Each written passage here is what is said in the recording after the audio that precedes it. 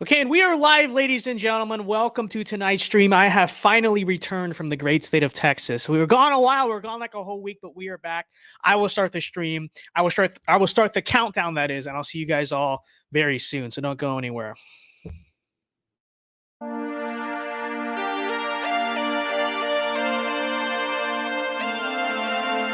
Trumpism is McCarthyism with a Twitter account. I lay all of this out to underscore how close we were all to seeing the fall of American democracy. And we will make America great again.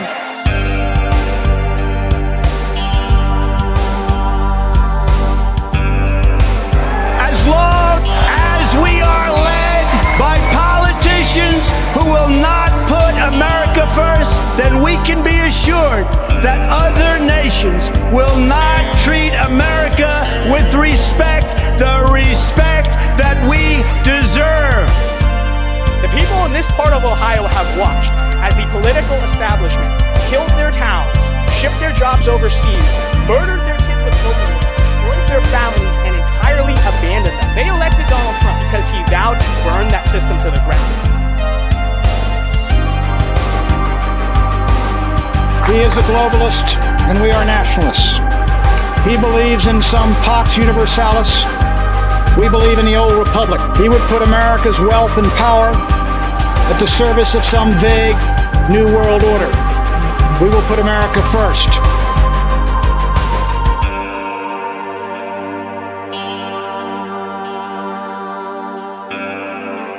We will not be tyrannized. We will not be demeaned, and we will not be intimidated by bad, evil people. We fear God and God alone, and that's why they're so scared of politically engaged Christians. The fastest growing religious group in the country is the non-religious. That progress is heartening, but the religious pushback is fierce, and the forces of Christian nationalism are well organized. It's about attacking Christianity, because Christianity stands in their way.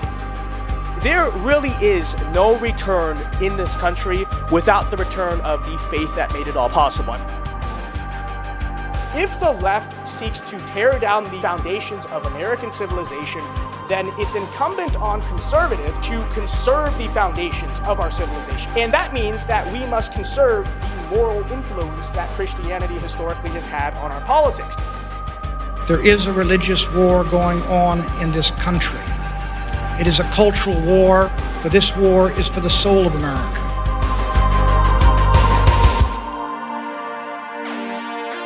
From this day forward, it's going to be only America first. America first.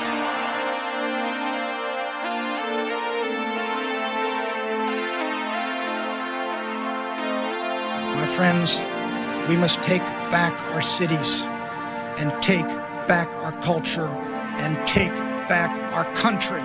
God bless you and God bless America.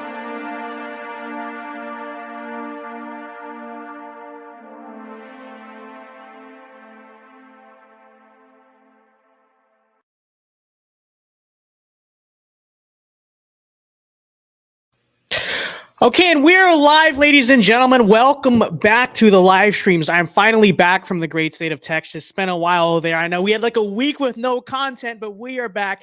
It is great to be back. Although the circumstances are not that great, but I actually wanted to do this live stream last night because it was happening last night, but I was on the plane. So thank you, FBI, for picking the one night where I couldn't do a live stream to do this. I mean, truly, literally 1984. But anyways, guys, I'm sure you know the situation by now, okay? I don't think I have to explain it to a lot of people. Last night, Donald Trump's residence at the Mar-a-Lago was raided by the FBI. Now, we already know the situation here, that this is totally unprecedented, okay? This is just like, that's what I really want to illustrate it to make this point. Okay. So obviously, as we know, this is not normal politics, right? This is not normal left, right, Republican, Democrat political divide to use the FBI. And it is deliberate. Don't get me wrong, for the regime in power to use the FBI to go after not just any former political opponent of theirs, but literally the president of the United States. I say that to illustrate this point, not anything about like, oh, what happened to fairness or whatever, or this is not a fair and balanced FBI. Dude, we know that. And quite frankly, all of the conservatives who are still like trying to sit around and stand on principle and say like, well, but this is not fair. It's like, no, it's not fair. That's the point. The point is that it's not fair. That's not what I'm using this to say. We know that the FBI, the DOJ, all of these agencies and stuff are being politicized. The point I want to illustrate with it is to point out to you just how high the stakes are if we lose the political war, the cultural war, the spiritual war. I mean, the spiritual war is never lost, but still rather, right, for American civilization. Okay. That's what I think I want people to understand the most. The gloves are really off when it comes to this type of stuff. Okay. Again, this is not normal behavior. You look at what they are doing. This is all to say, and I want people to understand this. And I will start by talking about this. If we lose, the story does not end with, oh, well, I got felted on the internet. You know what I mean? It doesn't end with just basically getting humiliated because you lost an election. No, the story literally ends with you being thrown in jail, your family being thrown in jail. And honestly, right, I'm not, trying to really like overstate this, but truthfully, the story ends with you being killed. I mean, that's the reality of the situation. You look at how divided the country is getting, and you look at really the slippery slope of all these different things, right? Because we always talk about the slippery slope of cultural issues, the slippery slope of LGBT, of this, of that, of government growth, whatever. Okay, well, again, we've watched since 2016 till now just how much the regime in power is pushing back and kind of using the apparatuses of power more and more against Donald Trump, against his supporters. Let's talk about the slippery slope there. Legitimately, if we do not fix this, if we do not win, if we do not, ultimately take power and save the country, where do you think the story ends? Again, the story doesn't end that we get to retreat to the woods and, things are just very expensive and it kind of sucks, but it's just whatever. No, again, the story ends with literally that. Okay, and I'm not endorsing that. I'm not trying to get you to think about that. But to an extent, I mean, it's just true. That's all to say that I want the, principled conservative crowd to really understand this, to really grasp this, to really comprehend this. You know what I mean? It's like the next time that you hear that the principled conservative crowd or, the lukewarm crowd looks at us and says, oh, that cultural policy, I think that's too far, right? This very like America first Christian nationalist rhetoric, I think you're pushing it there a little much.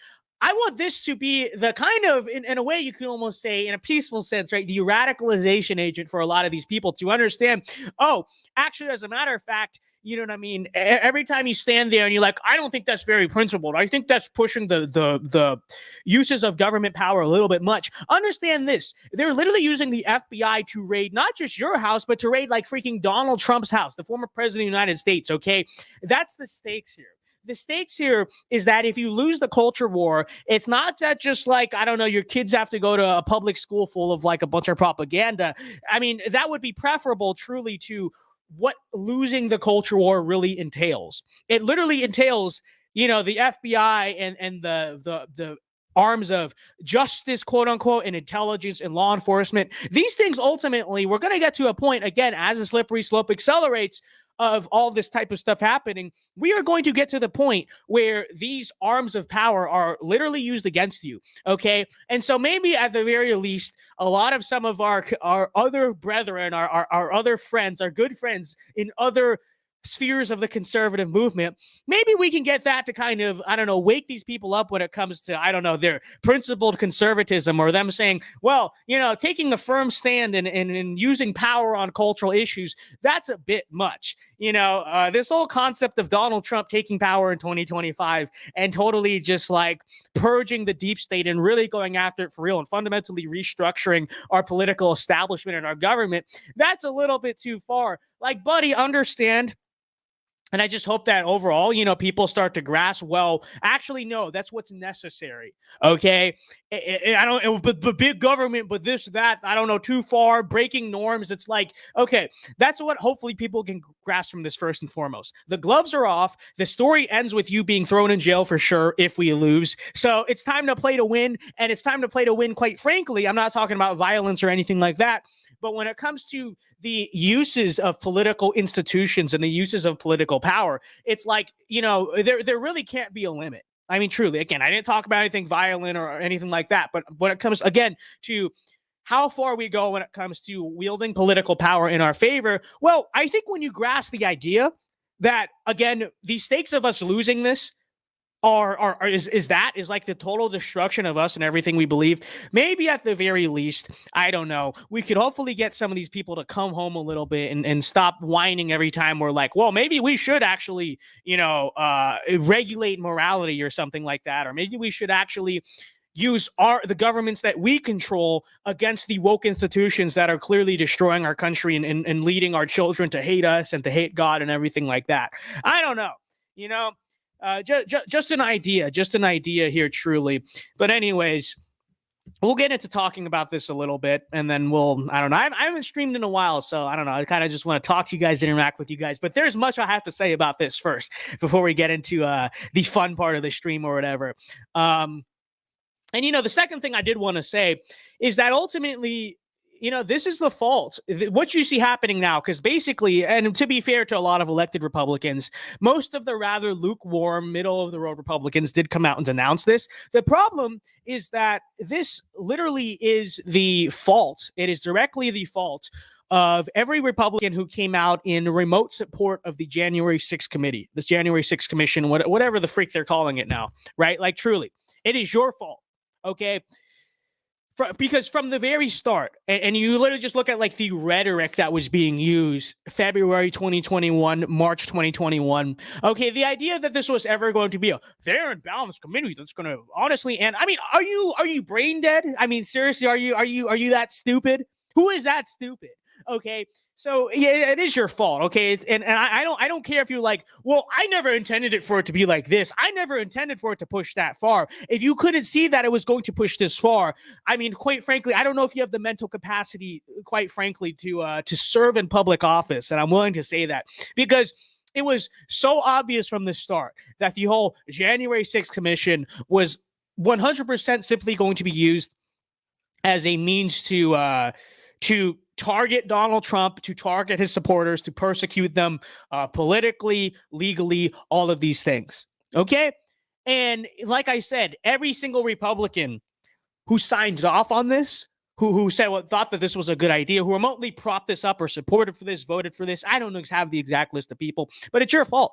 I mean, truly, it is your fault, and this needs to be something that they need to all be held accountable for, and not something they can run from. I know, like Kevin McCarthy or whoever made this whole statement about it. And people were like, "Oh, well, that's actually a pretty good statement," but it's like, where has Kevin McCarthy been really pushing back against the existence of this thing to begin with? He's been rather lukewarm, kind of like, I don't know, not really taking that big of a stand on it. And then now he's going to come out and say, well, this is unacceptable. I can't believe that. What did you think was going to happen? I mean, truthfully, what did you think is going to happen? So anyways, Andrew M. says, Christ is still king, folks. The people who are doing this to Trump will stand in judgment in front of God. And it's so true. It's so true. So that's what people need to understand. And that really does go back to, you could argue, kind of the thing I was talking about before, which is just this idea that some conservative commentators and especially Republicans still have, where they still kind of operate within the bounds of like a fair and balanced political system and legal system. And so then they go out and say, well, what about Hunter Biden? This is not fair. It's like, dude, the whole thing is not meant to be fair. Okay. And that's your fault for propping up something that even they stated was going to be something fair and balanced to genuinely investigate January 6th. You know what I mean? Because I think in Kevin McCarthy's statement, he says something like, oh, this has gone too far or whatever it is. And it's like, well, you should have been saying it was going too far to begin with. Okay. You should have been saying February 2021, January 2021, that the very concept of like trying to impeach Trump was going too far, which I guess he did technically, but it's like, the idea that this was ever going to be anything else but an attempt to politically persecute Trump and his supporters, I mean, that's asinine. Okay, the very same people, the very same politicians who called for the Jan 6 commission were the same ones pushing the impeachment and hopefully the disqualification of Trump from future political office, right? They ultimately failed. Now they're doing this. Why did you think they set this up? I mean, what is the only reason they set up to do this, right? Oh, well, we're going to have a very honest and balanced, discussion of January 6th. Are you brain dead? Are you stupid? Right? You can tell that the very point of this all along was to find something or ultimately get something on Trump that would make sure we could disqualify him from future political office. We know that because the very people who wanted this are the people who tried to vote to what? Convict Trump in the impeachment trial so that they could disqualify him from future political office. And hopefully along the way, I mean, the January 6th committee is arguably worse, right? Because the viability of them ultimately trying to get Trump disqualified from office is admittedly stronger. I don't know how strong necessarily is. Admittedly stronger than trying to get, 60 votes or whatever in the Senate when it comes to impeachment. That's number one. And then number two, the scope of it is wider, right? So not only do they have the power to go after Trump, but they can obviously go after his supporters. They can persecute people around him. They can go after people like Steve Bannon, et cetera, right? This is true. Christopher, thank you for the 5. He says, tonight's the Wisconsin primary. Khalifix said nothing about the raid. Mickles, I believe that's probably Mickles is how you say his name. Mickles is leading right now. Yeah, we like Mickles. We're in support of Mickles from what I've heard about. I haven't followed that race very closely, honestly, but we're definitely, from what I've heard, we're 100% Team Mickles, and so that's great to hear that he is winning truly.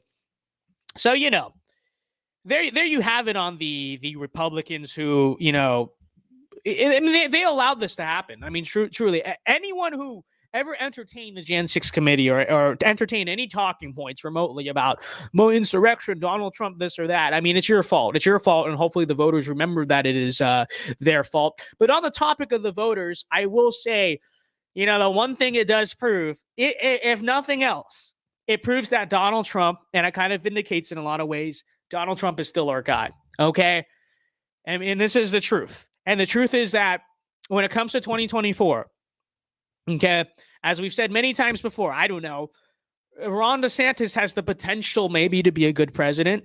He could, I think there's a ceiling there that could be pretty decent. But the truth of the matter is that there really is only one guy who poses any degree of a serious threat to the political establishment, to the political system, and that's Donald Trump. And I think this happening, okay, as bad as it is, as all the bad things we could say about it, the one thing it does prove, say what you will about it, the one thing it does prove is that I dropped my light. Hold on. Okay. The one thing that it does prove is that the system clearly does still see Trump as enough of much of a threat to where, they're going to come out here and do this. And so I think, quite frankly, for the conservatives like us, the conservatives who understand that what's going on in our country, the stakes of kind of the battle we're fighting in the here and now of today are much higher than just like healthcare or taxes or whatever. We understand that this is, if we do not get rid of this current political class, it is over for this country. And if we don't do it in the next few decades, it is over for this country. For the people who think like us, the people who understand that, politics as usual, business as usual is literally not going to cut it. Business as usual has been a disaster for this country. For people who think like that, I think it's fairly certain of real presidential candidates. Okay, Tucker Carlson's not running. Let's establish that. Of real presidential candidates, Donald Trump is obviously our guy. Okay. And to people who say he's compromised or people who say he's washed up, he's old or whatever, it's like, I think to an extent, people can make an argument, well, maybe Trump doesn't have the same amount of flash that he did in 2016 or whatever, but it's like still, okay, that doesn't matter. You look at this and tell me that the establishment does not view Trump as a threat. You know what I mean? Because, seriously, honestly, if they're not remotely to some degree afraid of Trump running again and maybe the potential of what Trump could do with power and what they think Trump will do with power, why are they doing this right now? Why not let Donald Trump run again? Probably if he's, first of all, if he's so electorally weak and boring now, he'll lose hypothetically, and other things that play obviously as well. He would lose. So what's the big deal? And then it's like, if he's so compromised, if he's not really that much of a threat, even if he wins, he won't be someone that would tear down the system all that much. And so the establishment could get away with it. Clearly, by the actions of what you see them doing now, clearly there is a very high threat that you see happening. And quite frankly, if you were torn about it before, you weren't sure, maybe Trump's a little bit old, maybe he should pass it off to someone younger or whatever. I don't know. I think really for any like genuine conservative who, again, thinks remotely like us, I think the case is pretty clear now. Like, we need to rally behind this guy. Okay. Now, in terms of will they disqualify him from office or whatever? I mean, we'll see what happens on that front. But in the here and now, as of right now, I think it's pretty clear. I don't see how you could dispute that this is not our guy. This is not the guy that the anti-establishment, populist, nationalist right needs to be rallying behind. I mean, and that's really the truth. Okay. And honestly, on the topic of Ron DeSantis, hold on. I want to by the way, we put on the MAGA hat tonight because we got to do it. We stand with President Trump. We stand with the orange Cheeto man. Okay. Now, I did want to note this a little bit. Okay. Give me 1 second here. So you look at Ron DeSantis' statement on the situation. Okay. And, you know, I have to say, I'm probably reading a little bit too much into this, and I will admit that. I will admit I don't think it's a big deal. It's not like, oh, I'm going to disavow DeSantis over this. But I think this does have to be noted a little bit in terms of kind of the, I don't know. I just find it interesting. We'll talk about it a little bit. So first of all, when it came to the raid, DeSantis was actually, in terms of timeline, like one of the last Republican politicians to actually come out and say something about it, which I don't know if that means anything. I don't think it really does mean anything. You know what I mean? Maybe he was busy. Maybe he was asleep. Maybe he was at dinner. Who knows, right? At the time that it happened. So I'm not going to really make a big deal of that. But when you read this statement, okay, so it says, the raid of MAL, which is Mar-a-Lago, okay, is another escalation of the weaponization of federal agencies against the regime's political opponents, while people like Hunter Biden get treated with kid gloves. Now the regime is getting another 87,000 IRS agents to wield against its adversaries, Banana Republic. Admittedly, this is not bad rhetoric in of itself. But did you, and again, maybe I'm reading a little bit too much into this, okay? But I just want to point this out because, quite frankly, I was a little bit disappointed by this. Where is Donald Trump's name on this tweet? You know what I mean? Because you notice this, right? There has to be something of some type of natural divide going on. I think not necessarily that they're going to run against each other, but there's a little bit of a simplistic competition because it's like, think about when was the last time that DeSantis actually said Trump's name? Okay. Which is interesting. It's just interesting. I'm not reading too much into it. I'm just saying it's interesting. And it's like, notice how he frames this. It's like, it's another example of like weaponization against the regime's political opponents. That's all Donald Trump is another one of the regime's political opponents. You know, no, that's not what he is. Okay. He's Donald Trump. Okay, that's not another one of the regime's political opponents. This is not Steve Bannon. This is not Alex Jones. This is not some like random former official or commentator. This is President Trump, right? This is the former president of the United States. By the way, also, this guy is also the reason you're governor right now, and we know that to be true. And all Ron DeSantis really has to say about it is it won't even say his name. It's like, oh, one of the regime's political opponents. Okay. So I don't know. You know, I'll just say I was a little bit disappointed by this statement. Maybe I'm reading too much into it, you know, and we could be, but you know, when you again, so I'm not like disavowing Ron DeSantis over this, but I do have to say it's interesting. All right, it's interesting. And when you take a look at the divide of like when it comes to the 24 question, okay, obviously vote for Ron DeSantis in the primary. He's running unchallenged anyway. Vote for him in November. Support him. Great governor. But when it comes to the divide of 2024, it's like who's really going to be the true bulwark for our ideas and then the bulwark against the political establishment, against the political system. You know, is it the guy who's getting raided by the FBI, or is it the guy who's just like, whoa, you know, going after the former president? Well, that's another escalation of the weaponization against the regime's political opponents. I don't know, just something to think about. Okay, but Trump is still our guy, and he's the greatest world leader of my lifetime, and this is just so true. This is so true. People are saying schizo Vince moment. You know, I'm just saying, think about it. Okay, keep that in the back of your mind. All right, I'm not making, like I said, not going to make a huge deal out of it, but going to use it as an illustration, just in general, of like, I mean, who's really the guy that can remotely threaten the system? And I will say, you know, obviously they're going to try to use this to disqualify him from office, which we'll talk about in a second. But as of right now, you can make a case. This is basically the best thing that could happen to Donald Trump's 2024 campaign, because it has given basically everyone a reason to circle the wagons and rally around him, right? Obviously, every like Republican voter in the world is now sympathetic with Trump, standing with Trump, and even a lot of like establishment Republican politicians who really for a while were trying to keep Trump's name out of their mouth, kind of trying to like avoid the Trump question altogether. Well, they were forced into the basket of where they had to say something. And now it's like Trump has regained the political spotlight. He has it back. And, you know, and he's created a lot of like anger in the base, and now people are rallying behind him. And this is true. I mean, honestly, I would just say to the regime, you know, truthfully, not talking about anything, you know, against the law. I'm talking about the political mobilization that's about to happen. But I mean, truly, you know, be careful what you wish for, because I think in many ways you could make the case this happening, it really did awake a sleeping giant, right? I think number one, it awoke a sleeping giant in Trump, who you could argue has been coming to life for a while over the past few months. But truly, I mean, yeah, now he's really not going to forget. Okay. And I think, you know, knowing the kind of vindictive nature of Trump, I think he's gonna really make sure that he gets justice from the situation. I think you could take that to the bank.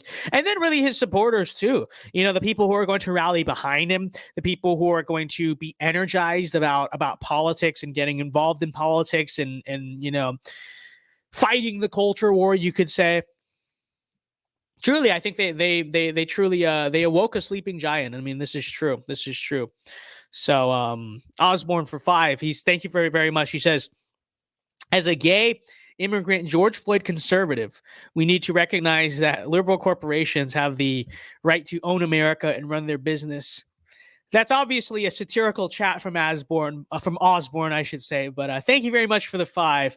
Thank you very much for the 5. And it's real. It's real. Has to be Vince saying so true, which is so true. Okay, who says which statement the most? Vince, so true. Is that, you know, that's not really my thing anymore though. Now I say like real a lot now. Like that's kind of my thing. I don't say it as much anymore.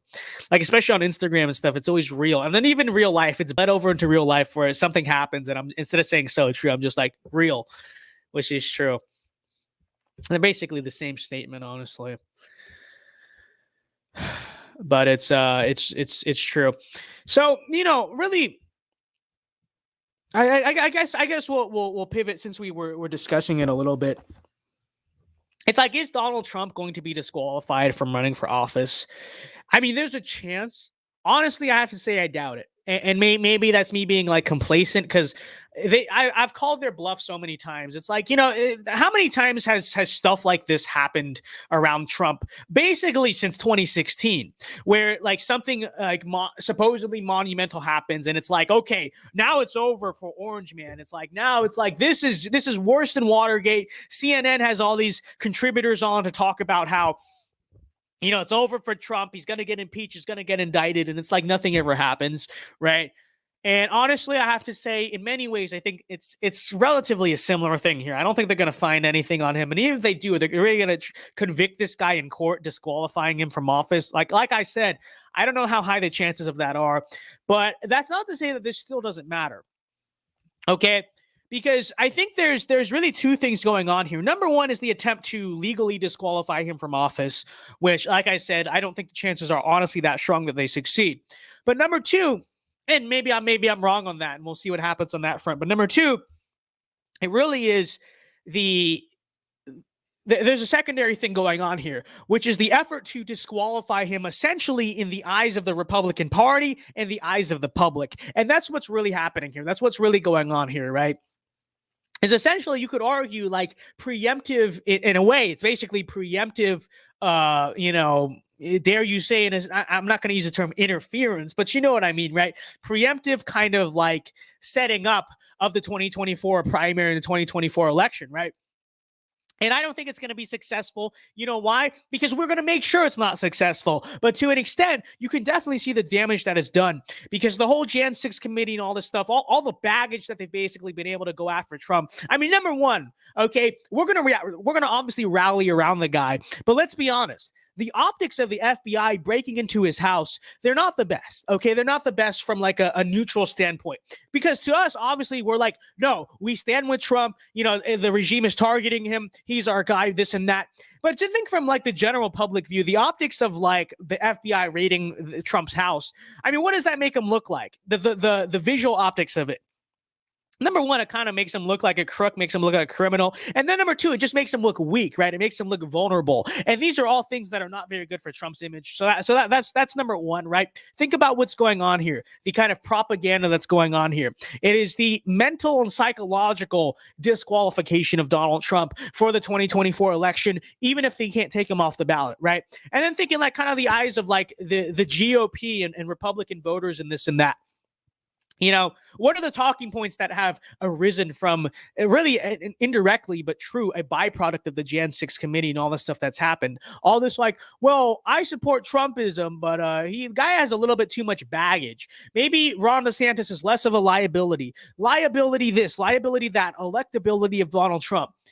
All of what they're doing, right, plays into the kind of ability of them to basically push and be the essentially the cause of all these talking points circulating within the GOP. I mean, you can best bet there's a lot of people in DC and the RNC and all this stuff who are trying to stop Trump from being the nominee, and they're trying to like get behind DeSantis, discourage Trump from running, maybe kind of psyop into kind of weakening Trump's image or whatever. Again, I'm not saying any of that's going to succeed. It's not going to succeed because we're not going to let it succeed, but definitely understand that this is the secondary thing, again, that they are trying to do. Okay, they are trying to do. And, you know, that this is true. This is true. So liability bros are the new elected bros. And it's just, it's so true. It's so true. But now think of how many, like, you know, obviously we know where we stand. But when it comes to the primary or whatever, maybe you're less loyal Republican voters, stuff like this, you know, I think it'll definitely, to an extent, it mentally sways them away from maybe thinking Trump is the right pick for 24. Okay. And that's what they're trying to do. That's what they're trying to do in a lot of ways. But obviously, it's not going to work. It's not going to work again because we're not going to let it work. And this is true. But last thing I want to talk about, and then I don't know, we'll figure out what we'll do from here. But I think it's also important to understand the issues going on with our administrative state, our national security state, our agencies. You could say the alphabet agencies, the three-letter agencies, etc. And that's essentially the fact that these, you know, we have this, maybe people have this certain image. I don't honestly who does. I think we understand this, but still, these are not institutions that are filled with like American patriots to any degree of the word. Okay. These are agencies from the top down. So it exists in leadership. It also exists in the day-to-day. The entire institutions, they are filled to the brim with anti-American, Marxist, quite frankly, subverters, infiltrators, etc., etc. And honestly, we basically have the administrative state of today that Joseph McCarthy back in the 1950s warned us was going on and warned us was going to happen. Okay, and this is true. This is true. And what was going on back then? And what was he talking about? He obviously talked about Hollywood, a lot of different things. But also, one of the things he accused essentially the communists of infiltrating was what? It was the administrative state, right? It was that deep state or whatever. And again, you were taught by school that, you know, Joseph McCarthy was a lunatic. He was a madman. He was a bigot. He was a demagogue, this, that, whatever else. Okay. But, you know, and we've been saying this for a while, but let this be another example. Let this be another opportunity to say that Joseph McCarthy was right. And, you know, maybe the idea you're taught in, I think, and this especially should be an example. Look to this and really ask yourself, did my education system really teach me correctly about Joseph McCarthy? Okay. You know, that guy that basically said that the whole government, especially the administrative state, was being infiltrated by communists and anti-American subverters and all this, and he was such a bad guy for doing that. You know, when you take a look at the FBI literally raiding Donald Trump's house, yeah, that's your president, okay? And maybe we should take a look at this and realize that, you know, far from being some type of schizophrenic or demagogue or whatever else, maybe Joseph McCarthy was an American patriot who was correct. And now you're seeing the fruits of him being correct. Okay. And the guy tried to fix it back in the 50s. He couldn't do it. And now what do we have? Again, agencies that are not like, I don't know, have a few bad apples, have a few infiltrators. Maybe the people in charge aren't that good, but they're, you know, mostly full of patriots. No, that's not what we have. We have administrative agencies that are top down to the bottom against you, your enemy, and ran by the enemy. And so the question then becomes, what should we do about these agencies? What should we do about the FBI? What should we do about, you know, quite frankly, all the three-letter agencies we have in America, okay? And the truth is that I think we really need to start pushing the idea of abolishing these agencies. And that's the truth. And honestly, is that realistic to happen? No, but at least by pushing the Overton window in that direction and making that a mainstream conservative talking point, maybe we can get to the point where these agencies are drastically and significantly reduced in size, scope, and power to the point to which it's almost as if we more or less abolished the FBI, the NSA, the CIA, the FDA, the NIH, all these just corrupt agencies full of subverters who are just, you know, more or less destroying the country. And this is what needs to be done, okay? And I talked about this a little bit in the American Virtue video earlier today, but it is such a systemic problem where, in my opinion, and you take a look at something like this, I think it really vindicates that. This is the only solution we have, okay, is abolition, destroy it, crush it, okay? Because someone might say, well, why doesn't Donald Trump just pick a more loyal head to the FBI in 2025 and call it a day, right? What if we just use federal power to put people in charge of these agencies who are on our side? Well, number one, where are you going to get those people from, right? Because in order for it to, like, the confirmation to remotely pass the Senate, they're going to have to come from, like, the intelligence community, right? I don't think Trump could get away with, like, appointing Michael Flynn or Roger Stone to the FBI. Yeah, appoint me to the FBI. I'll be the FBI director. No, but seriously, right? So it's like, number one, where are they going to come from where you're going to find someone like that? Because the whole intelligence community that you could possibly pull these people from, right? They're all, again, filled to the brim with the subverters, with the anti-Americanists. Christopher Laurie, right? Christopher Laurie says, FBI started under Woodrow Wilson. Once again, another horrible legacy of Wilson. Thank you very much for the 5. It's so true. And we're actually going to talk about that a little bit. We're going to talk about where most of our alphabet agencies come from, because I think that's a relevant conversation too, and which presidents actually started them. But anyways, getting back to the point I was making. And so the point I'm making is that even if you appointed, like, a good head of the FBI, if you could find one in the CIA and all these things, the issue is that because, like I said, they are so filled to the brim, and it's from the top down and the bottom up with the enemy, with the subverters, with the anti-Americanists. Even if Trump or the next conservative president or whoever nominated someone good to head these departments, it literally wouldn't matter, because the middlemen, the people below, we call it the deep state, and we frame it as the deep state for a reason. The people below would still subvert. They would still obstruct. You know, they would still do the opposite. They would still seek to sabotage and destroy and neuter whatever good it is that we hypothetically tried to do, right? And that's what I think people need to understand. You know, because you have this kind of, like, anti-libertarian take, which obviously we love being anti-libertarian. But I notice a lot of people, in an attempt to basically be anti-libertarian and anti-small government or whatever, there's this kind of talking point on the populist right of, like, infiltration. You know, it's like, no, we don't need to cut out aspects of the government. We just need to use them effectively. And so it's like, on one hand, maybe they'll say, well, all Trump needs to do is take power and use the FBI for our own ends. Or on the flip side, they'll talk about, like, the long march. They'll basically say that, like, no, what needs to happen is that, like, conservatives need to march through the FBI. We're going to march through the institutions and retake them. And it's like, this logic is just so bad. okay? Because, again, if you do it from the top, if you do it from the presidency or whoever, right, let's just say Trump nominates new heads of state or whatever to these positions. The issue is, like I said, again, they're so filled to the brim with the scum of American society. It's not just like the FBI director was a bad guy or whatever. These institutions are filled to the brim with the scum of American society that even if you do nominate a good FBI director, you tell the FBI to do something, there's so many subverters in our alphabet agencies, they will still stop what you're doing. They're still going to obstruct what you're doing, okay?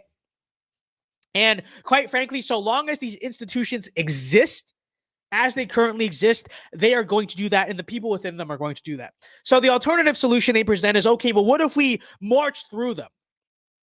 And it's like, dude, do you hear yourself? Okay, again, I'm not against conservatives in a grassroots way retaking the institutions. Okay, I'm not against it in principle. I think it's good, it's necessary, someone has to do it. But do you honestly hear yourself? Okay? Because think, how long would it take?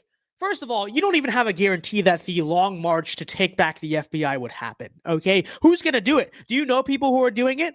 Or are you just speculating, assuming that, I don't know, some like epic Chad is going to do this at some point, okay? That's number one. And then number two, think about how long that would take. That's a process that would take at least several decades. We do not have several decades to sit by and hope that like some like people, behind the scenes are reshaping the FBI, that QAnon is retaking the FBI for our own sake and our own goals. Okay? That's ridiculous. Because number one, you look at, so what essentially are you saying? We have to stand here and get persecuted by the FBI and the NSA for the next 40 to 50 years. And then on like the 51st year, it'll be back in our favor. Okay, well, think a lot of you are going to be in jail by then. Okay, like I talked about earlier in the stream, we don't have time for that. And the idea that we're just going to stand by and get persecuted by the regime while, the long marchers are going to retake the institutions through the process of like working their way to the top, that's ridiculous. Do you hear yourself? And in the grander scheme of things, like we, not just in terms of being persecuted by the agencies, but we as a country, we don't have time for that, okay? Because we realistically, we have to right the ship in the next few decades or it's done, it's over, okay? And understanding the short time period we have, do you really feasibly think that, the only solution we have is that we're just going to stand here and kind of like, slowly retake all the institutions or something? Like get your head out of your rear end, truly. Think in the real world. It's such like a pseudo-intellectual, childish take to even think like this. I mean, it's a LARPy take, truly, is what it is. We don't have time for this stuff. We don't have time for this stuff, okay? And when we understand that properly, we understand that in no short-term benefit at all is the administrative state, is a national security state ever going to be on your side. We understand that the solution is literally, we need to just get rid of it as much as we can. We need to just defund it as much as we can. And hopefully, if we can get to that point, maybe we abolish it altogether. Okay, and that's the truth, okay? And maybe to an extent, it is kind of a horseshoe theory of intelligence, like moment of unison with the libertarians or whatever, but I don't care. I don't care. Okay. I don't care if it means we say that the libertarians got something right for once. I don't know. I mean, we're doing it for different reasons, obviously, but it's just like this idea that we have any other solution other than getting rid of it, abolishing it, defunding it. We have to get rid of it. The idea that there's any viable solution outside of that, I don't see one. Like from the bottom up, that's going to take too long. From the top down, it's not going to work because we don't have the people to do it from the bottom up. You see the paradox here? You see why the solution needs to just be defund the FBI, get rid of the FBI, get rid of the vast majority of our administrative state? Because look, here's the reality of the situation. Maybe 50 years from now, when we won and everything is fine, and when we retook the country, maybe we can talk about, maybe we need a bureaucratic agency to handle this business or that business. We probably won't, by the way. Let's just say hypothetically, maybe way down the line, if the future Caesar, Barron, Trump, or whoever wants to reestablish some type of like old intelligence agency for our own ends, he'll have the power to do that. Future generations will have the ability to maybe answer these questions or decide what's necessary. How do we restructure the federal government in the future? But for right now, our goal needs to just be to win back the country, to retake political power, to retake governmental institutions, to enact conservative policies.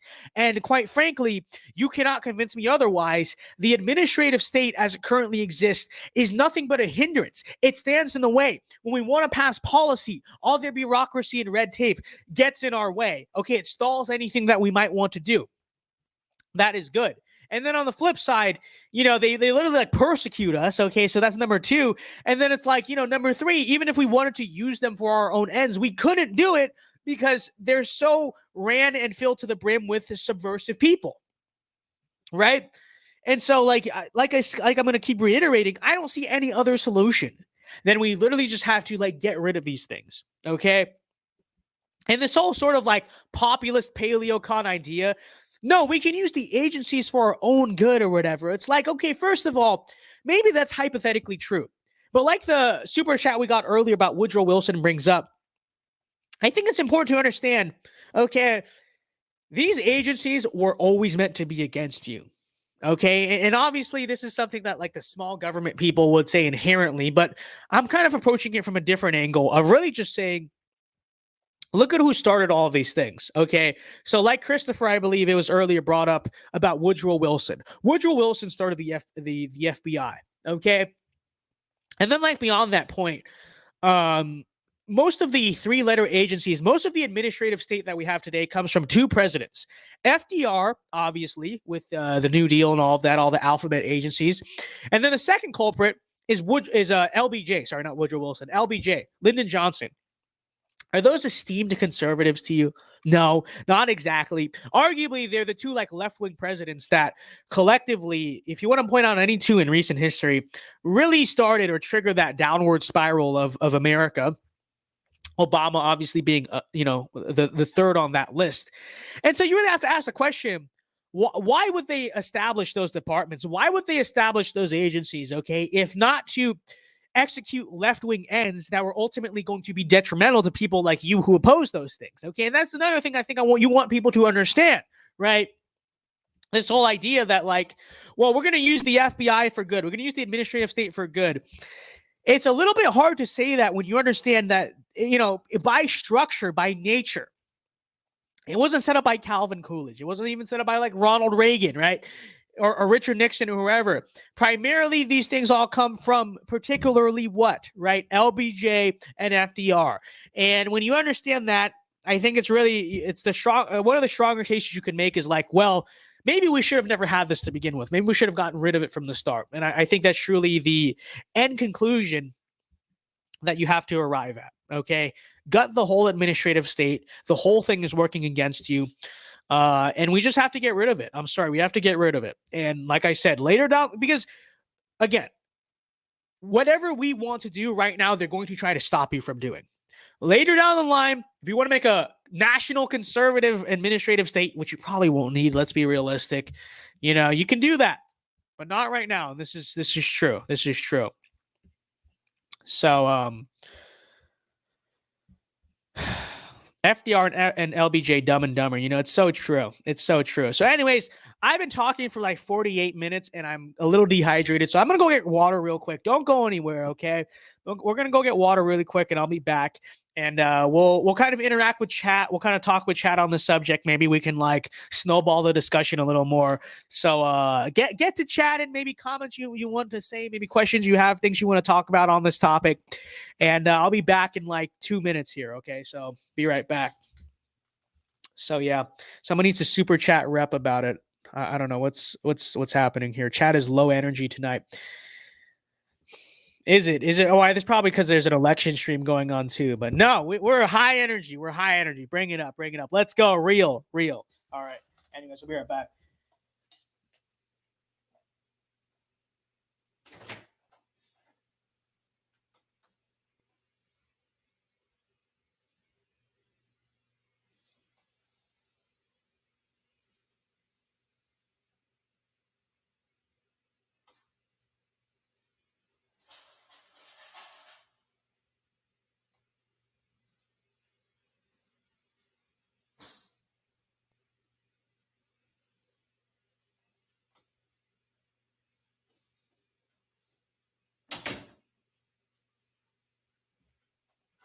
Okay. We have returned. We have returned. Sam Harrington says, when will Trump announce his 2024 candidacy? So obviously, I think that logistically speaking, after the midterms might have been the easiest time to do it. Although, when you look at, the Jan 6 committee, all this stuff going on, it may be advantageous for him, especially from the standpoint of being disqualified from office or whatever, to probably do it now, right? Because if he's an actively stated candidate for office or whatever, it gives them a little bit of the benefit of it's going to be a lot harder to make the strong case of just basically using the government. I'm not saying they can't do it, but it's going to be harder to just use the government to just totally disqualify a guy while he's running for office. And, that's going to be very obvious what's going on here. Whereas if he doesn't declare yet, and he's just like a private citizen formally, it's easier to go after him. It's easier to maybe persecute him. And so I think that I wouldn't be surprised if you see an announcement in the next month or two, simply so that he can get, the Jan 6 committee and the FBI and the Justice Department, all this stuff to sort of have some cannon fodder or whatever against them, kind of a shield against what they might want to do.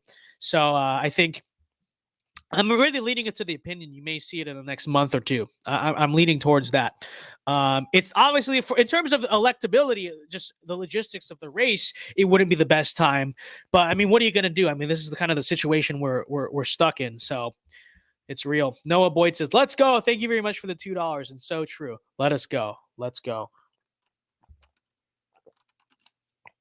Red Solo Cup Nash. How did GB predict that? That's what I was gonna. I don't know if this is a Solo Cup brand, but it is a Solo Cup by Spirit.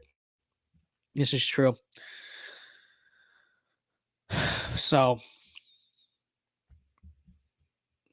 real. See, people are saying after midterms. Again, that's the idea we've promoted the most because it makes the most sense logistically, and that's kind of what Trump hinted at for a while.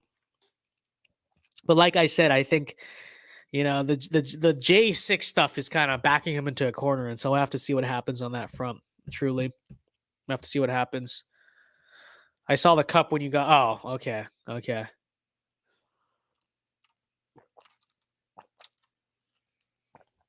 So real. Thoughts on Dems covertly supporting the most conservative person in GOP primaries? I don't know if that's always true. I think because in Georgia, the Dem crossover was basically just to subvert Trump, right? And even in the Mike Collins race, it was because Vernon Jones was Trump endorsed. So I think you've seen some of that, and I don't know. I definitely think the whole in Arizona, you did see some Democrats basically try to implicitly say they wanted Kari Lake to win or whatever. But Arizona has closed primaries, which was good because that was one primary election we didn't have to see any crossover vote shenanigans happen where Democrats try to vote for Republicans and interfere with the numbers there. But honestly, from what I've seen in real primaries, not in terms of just trolling on Twitter or whatever, it seems to me that in a lot of ways they've been doing the opposite, or at the very least, they've been basically trying to weaken Trump and destroy Trump when it comes to his endorsement or whatever, right? It's definitely what you saw in Georgia, and you saw in a few other states as well. So I don't know.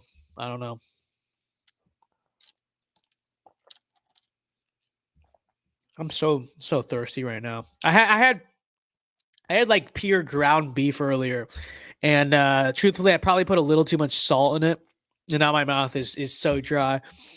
That was a cooking miscalculation. This is true. This is why I need a wife who will properly season my food. Okay, because it's always bland or it's too salty. I never know how to sprinkle the right amount of seasoning. This is real. This is real. But I'm very very dry throat right now. This is not fun.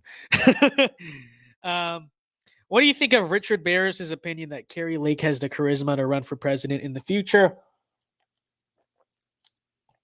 I think people can kind of assume how I might feel about the idea of that, but I will say, the idea of her running for president. But I will say from a just kind of an objective electoral standpoint, right?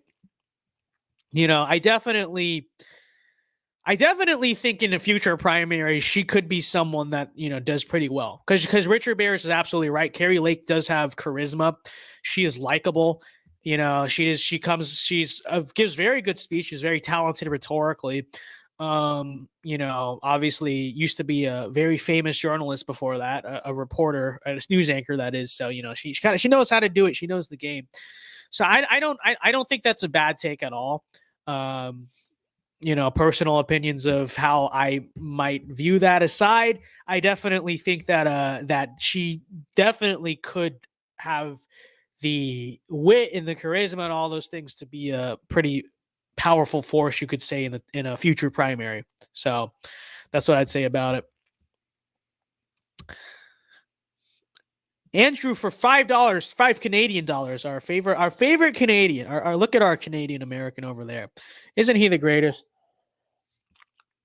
So Dems are not afraid to use power to persecute conservatives at any cost. Trump promised to lock up Hillary Clinton and gave up on his first day as president. You know, this is so true. And I think now in many ways you're seeing the consequences of what that empty rhetoric, and it always was truly what empty rhetoric, right? What that empty rhetoric is getting us. We're getting us at a point where it's like now, oh, well, now it's seriously coming after us. And when we had the chance, we didn't do anything. But truly the hope has to be, okay, this is the gamble we are taking, as the only gamble we can take, is that Trump 2024, now he remembers, now he's really serious about the things he maybe hinted at in 2016, okay? You know, Trump 2024 is Trump 2016 with its sleeves rolled up, okay? Jackson tweeted that out the other day, and it's so true. It's so true. I love that slogan, and this is real. This is real. So, you know, it is what it is. It's unfortunate, but let's hope it's the learning moment that we all kind of collectively need. Okay. Dark MAGA. It's true. It's the only solution here. So, you know, thoughts take on Rep's tweet on DeSantis. I didn't read the tweet. I don't know what you're talking about. So Lake's problem is that when she's pushed on something, she just walks off. You're talking about like the interviews. I don't know. Trump's done that before too. I don't know. I don't think it's a weakness. I think it's just her trying to make a statement or whatever, which was kind of cool. I don't know. When she did that, I thought that was kind of cool. Just not giving time of day to this just idiot journalist. Is that really that bad? So.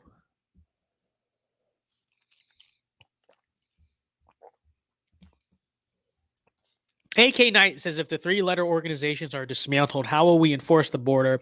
Well, you keep the things that enforce the border, okay, and prevent terrorists from infiltrating the country and blowing themselves up. Well, on the second, you know, I will say on both of these points, are the three-letter agencies exactly doing a good job of those things right now? Are they exactly doing those jobs at all right now? No.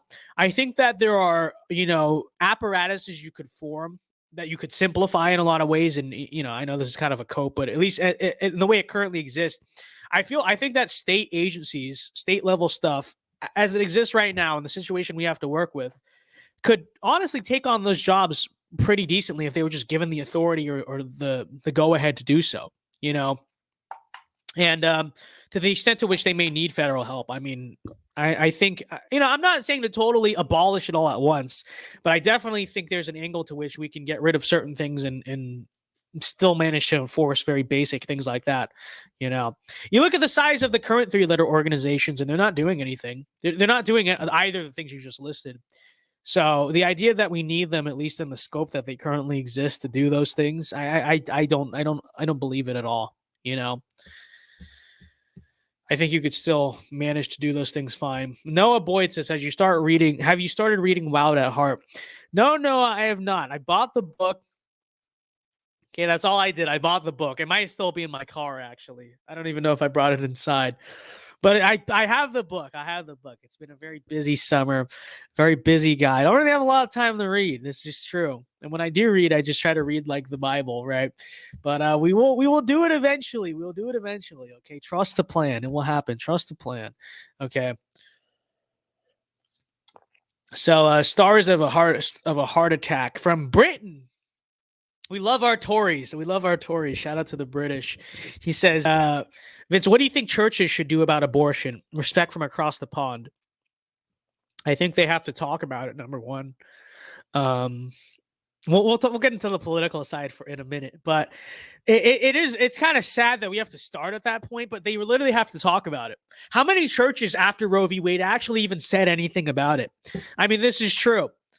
This is true. Like, how often do they actually? I mean, yeah, even like there are many churches. Don't get me wrong, who are not in support of abortion. Most churches are pro-life. Okay, but besides like the progressive churches, quote unquote, out there. But first of all, it's a matter of they have to actually talk about it. They have to actually address, what may be potentially difficult social issues that may make certain parts of the congregation unhappy. This is the nature of the gospel. It's divisive. It's not, you know what I mean? It is going to be something that certain people are always going to want to reject or whatever. But, that's just the first thing they have to do. They have to talk about it. And they don't do it. Instead they try to fence it about it. They avoid LGBT questions, sexual questions, abortion questions, because it's like, well, they won't say this out loud, but the truth of the situation is just scared. They're scared they're going to lose members of the congregation. They're going to make people upset. They're going to divide. Oh, we could never have such a thing, right? And so I think the first thing they have to do is they have to make a big issue, not just talk about it, make a big issue out of it in church, okay? The reason being, I mean, think of like the platform you have at church, right? Not only is a big congregation of people, of believers, but also really the authority of, a pastor, a priest. Admittedly, it's something you would say a lot stronger than maybe just some random person on TV or some random person on the street, or maybe even the authority of like someone in your own family or whatever, which is to say that platform can be very powerful for the rest of society if some pastors, if some priest literally just had the courage to use it, right? And so that's to say, number one, I think if we just talked about this a lot more in our churches, you would see that do what? Translate to the congregation, right? To the people listening, to the believers who attend that church. And what are the domino effects of that? Politically, culturally, socially, etc. So that's number one. We have to actually just be willing to address this as churches, which we don't do, first and foremost. And obviously, number two, I think the church, especially, individual believers, we really have to view the world increasingly through the lens of Christian nationalism, not just like, because I think there's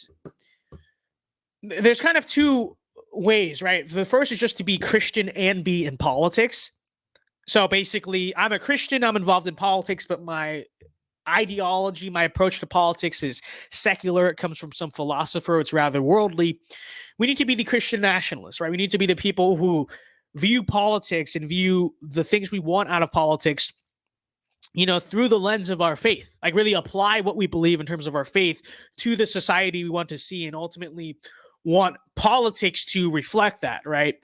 So, they people call it theocracy or whatever, dude. That's what we need to do. That's the way we need to look at politics, okay? So this is real. This is real. So to answer your question, I think that's what the church needs to do. Make a bigger deal out of it. I mean, truly. Noah, for $2, he says it's an audiobook too, easier to find time for it. Okay, no. Well, I bought the book. Okay, so we'll do it at some point. So, real. The churches in America are lukewarm and fear conflict. So true. Too feminized. So true. If we are going to return to Christ, it's sadly going to be in spite of the churches. Yeah, sadly, that is the case. Sadly, that is the case. Although, I think that there is increasingly a growing market, a growing demand for, especially among the conservative Christians out there, for churches and for congregations that just, they just have courage, that are just unafraid. And so I think in time you will ultimately see, it really in many ways with congregations and with churches, it's like, in terms of which ones succeed and fail, ultimately the market laws of supply and demand in a lot of ways still apply. And I think there is a much higher demand for just brave, unapologetic, conservative theological teaching than maybe the supply is of it right now. But what happens, in markets, equilibrium eventually is achieved, and so I definitely think you'll see that rise over time. Which is true. Need a new great awakening. Hey, it's happened before. Who's to say? Who's to say with God's, if it's in God's will, who's to say it's not going to happen again? This is real. This is real. So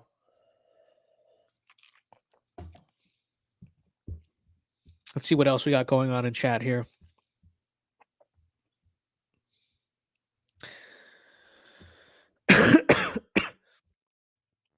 Lionel says he is. Oh, he's here. Here come the Stacey Abrams jokes, boys. So this is real.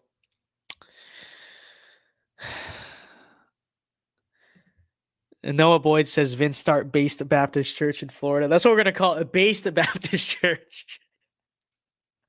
No, I'm not. I don't view. I'm not a. I don't view myself as a spiritual teacher or whatever, or in the position to do that. Okay, but that would be that would be kind of funny. Based Baptist Church. We're just gonna call it based Baptist Church. Real. Vince will become the next Billy Graham, unironically. No, I don't. Why is my microphone already on low battery? I just charged it. All right, that may be a problem later in the live stream. We're just gonna hope it doesn't cause problems. But no, I don't view myself as like a pastor or a spiritual teacher or whatever. I don't view that as like my position, humbly speaking. I do talk about these things. I do try to lead my followers to these things because, it's obviously important. And I think it's part of my duty as like a conservative pundit. But I unironically don't ever see myself becoming a pastor or a teacher in that regard. I don't think that's what God really has called me for, right? I firmly believe, and I was thinking about it the other day, like I do believe that this is what God called me for. And hopefully we can lead people to good teaching and closer to back into church, closer to the Bible, closer to God through our content. We can be like a pipeline, you could say. But no, I don't see myself ever going the pastor route. I don't think it's my role. Truly. So Noah said, I went to the most based church a few weeks ago. My wife hated it. She isn't based yet. You married her and she isn't based yet? Get on that, Noah. No, seriously. That's cool. That's cool. So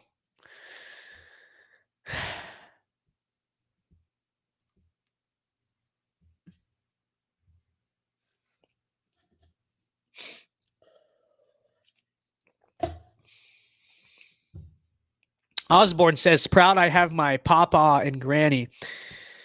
Taught me true Southern values, and my granny makes good Southern food. It's true. It's true. Real. Lucky guy. What a king. King Osborne, dead air. It is dead air. Dude, my throat actually hurts so much right now. I don't know why. I thought it was just the salt. Maybe I'm just getting sick. Maybe I came back from Texas with a Texas flu. This is real. I needed a moment to breathe. Okay, I needed a moment to breathe. Did you ever get the Bedford flag? I didn't. I might. Okay, I might. I did order. We did order a pretty cool flag for the living room. I will say that. I'm not going to say what flag it is. That's going to be a mystery. Okay, it wasn't the Bedford flag, but we should still get the Bedford flag. Okay, yeah. But I spent like, how much was it? It was like $80. You got an $80 flag for the living room. I hope we didn't get scammed. Watch it be just like made of like cloth, and we just got like not even good cloth. But yeah, We will get the Bedford flag. I'll put it on the door or something. We must do this. We must do this. Okay. Real. I'm not gonna say what flag it is. It's a mystery. Was it the Bonnie Blue flag? Again, it's a mystery. I'm not saying which flag it is. Thoughts on Andrew Tate and why do modern men feel invisible? I don't know what you mean by invisible, but I think that Andrew Tate has a lot of, at least from what I've seen. I'll be honest, I've watched him probably like 2 to 3 minutes, okay, of just like random Instagram reels. So I will say about Andrew Tate, I think he has a lot of good and true things to say about human nature, about female nature and male nature, obviously, especially. But from my understanding, Andrew Tate is not a believer, I don't believe, right? I don't think he is, and it doesn't seem like he is. And so I definitely think that while he has good things to say, I in my opinion, you can never really truly be like an expert on male and female dynamics and relationships and psychology and creation and all that if you don't know Christ, if you don't know the true God, right, who obviously created us, created man and woman, right? And so I think he has a lot of good things to say, but take it with a grain of salt. And there's probably a lot of wrong things he said too, that you need to understand that. Like I don't truly think anyone who is not Christian, not saying people who are Christian can even do it fully to the best of their ability either, but I don't think anyone who truly who doesn't know the gospel really can understand, doesn't know scripture, doesn't understand our creation in its truest sense, can really have a very firm grasp or the expert grasp, you could say, on male nature and female nature, right? So that's what I'll say about Andrew Tate. So, oh yeah, Vince, what color is your Bugatti? It's all colors. It's all colors. So, people are saying Andrew Tate is a degenerate. He started directed in porn. I didn't know that. He's polygamous, and I think his whole hustle is a pyramid scheme. Definitely nuggets of truth to what he says, but a lot of lunacy too. Yeah, I think this is the correct take. This is the correct take. Now, Andrew Tate, I think, admittedly, is probably better than some of the other celebrities that conservatives prop up. And, it's good that he's pushing the Overton window to an extent in the culture in a more masculine direction, I guess you could say. But it's true. Yeah, the guy is polygamous, apparently. I don't know. He definitely kind of does have this whole pyramid scheme, self-improvement LARP kind of going on that I don't know how, fruitful it really is. And if he stars in porn and stuff like that, it's yeah, maybe it's to an extent, he probably does have a good understanding of female nature, but he kind of just uses it to manipulate it, right? Or uses it for nefarious ends. Because it's apparently, what does he do? Go around sleeping with a bunch of women? It's you can really do that is a lot if you really understand female nature very well, because he's yeah, you understand how to seduce a woman or whatever. But it's if you're going to be using it for stuff like this, I don't know, how much should young men really be looking up to you or listening to you? So, like I said, I'm not saying he doesn't have good things to say, but I think, if I were to recommend understanding female nature, male nature, relationship advice or whatever, I would probably much prefer you be pointed to a spiritual teacher than a guy like that, is all I'm going to say on that topic, Not to say he doesn't have good things to say maybe or whatever, but,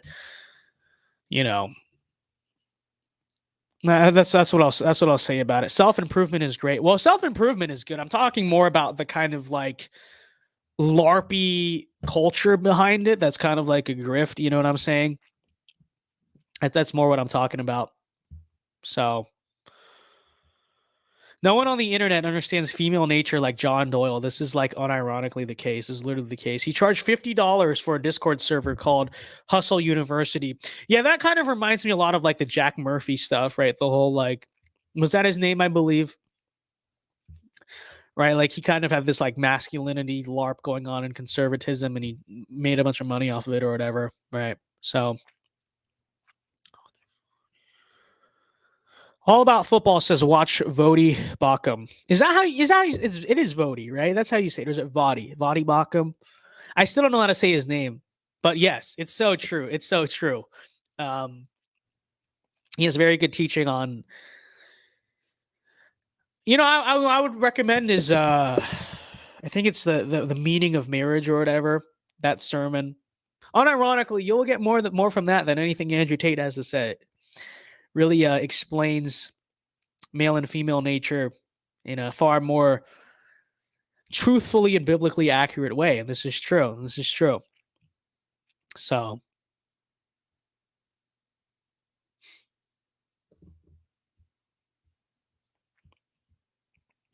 this is real.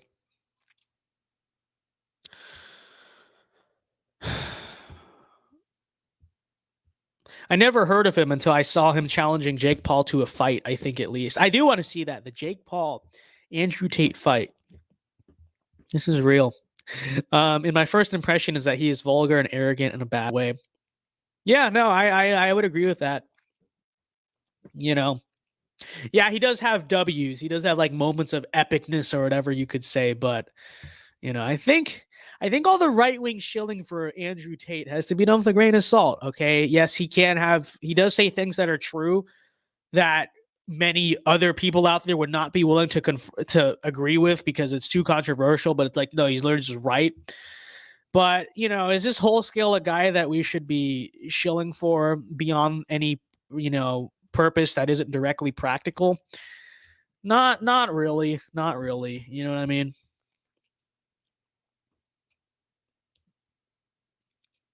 And this is real. Andrew Psyop Tate. I mean, I feel like a lot of our side of the right basically just wants to get behind him because he's like edgy and he's willing to like speak the truth about women, which I respect. Okay, I respect that he does that, but it doesn't mean that you should look to him as like your guide of what it means to be a man. You should look to the Bible for your guide of what it means to be a man, which obviously we're not perfect at. I'm not perfect at, but in terms of what you should strive to emulate, it's not Andrew Tate, right? It's Christ, obviously. So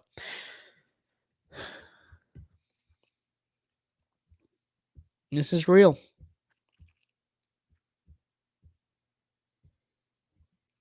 So Noah for 5, thank you very much for the 5. He says, what are the best talking points to turn rhinos into based MAGA Republicans? There is one talking point in particular. I like to take credit. I more or less basically invented this talking point, okay? I first brought it up kind of like in my my speech at American Virtue or whatever. But this is true, especially against the older people, the rhinos, you could say. And that is that is framing the current culture war we are in as the new Cold War, or really more properly, an extension of the Cold War, right? Because that seems to be like the one thing you can get a lot of like boomers and neocons and people to really like rally behind is like this idea of the Cold War. Communism bad, democratic capitalism good.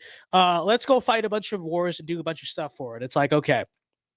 And that's their mentality regarding it, Now, obviously, the Cold War mentality in many ways, especially among the rhinos as you frame them, definitely pervades in a lot of ways today.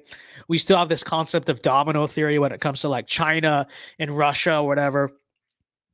But the truth of the matter, the truth of the situation, and I think when you properly understand Marxism, you properly understand communism, you realize that, America never really won the Cold War because the Cold War never ended.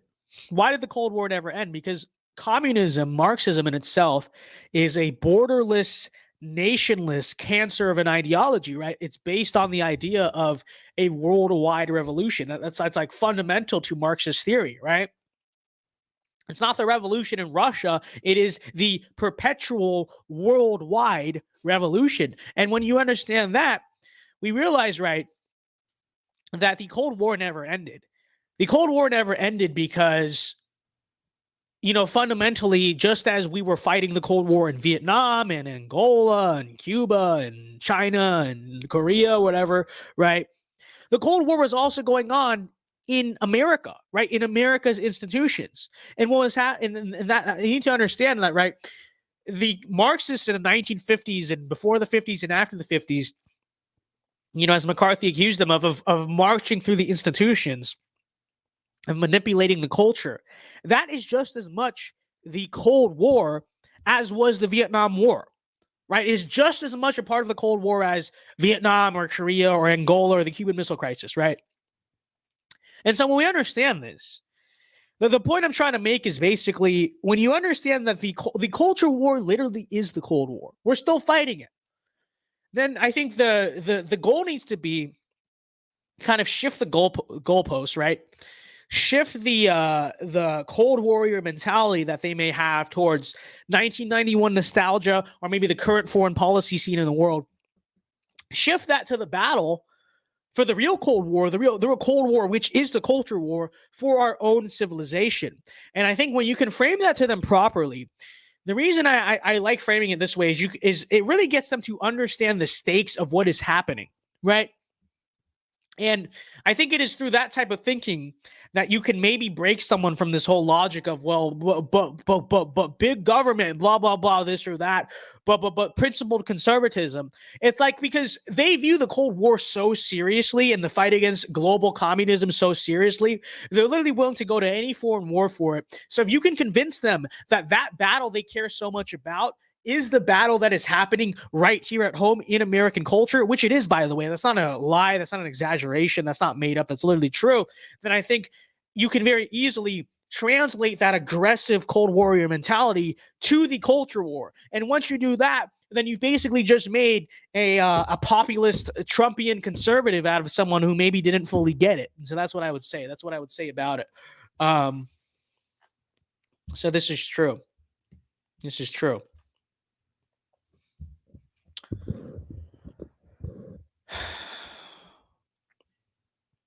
TMZ is reporting a campaign staffer has made a sexual harassment claim against Joe Kent. Okay. Yeah, I mean that, I don't know the validity of that, but it came from TMZ, and I think it's fairly likely to say it's just a generic attempt to ruin or sabotage a person of power. I wouldn't really read too much into that. I honestly, I have to say, I can't really say I believe that very much if I'm being realistic here. So Vince, as always, with the great advice. Yeah, I want to make a video on that. I want to basically make a video like how to break a boomer from Fox News conditioning. I don't know what I'll call it, but I want to basically make a video explaining that. So,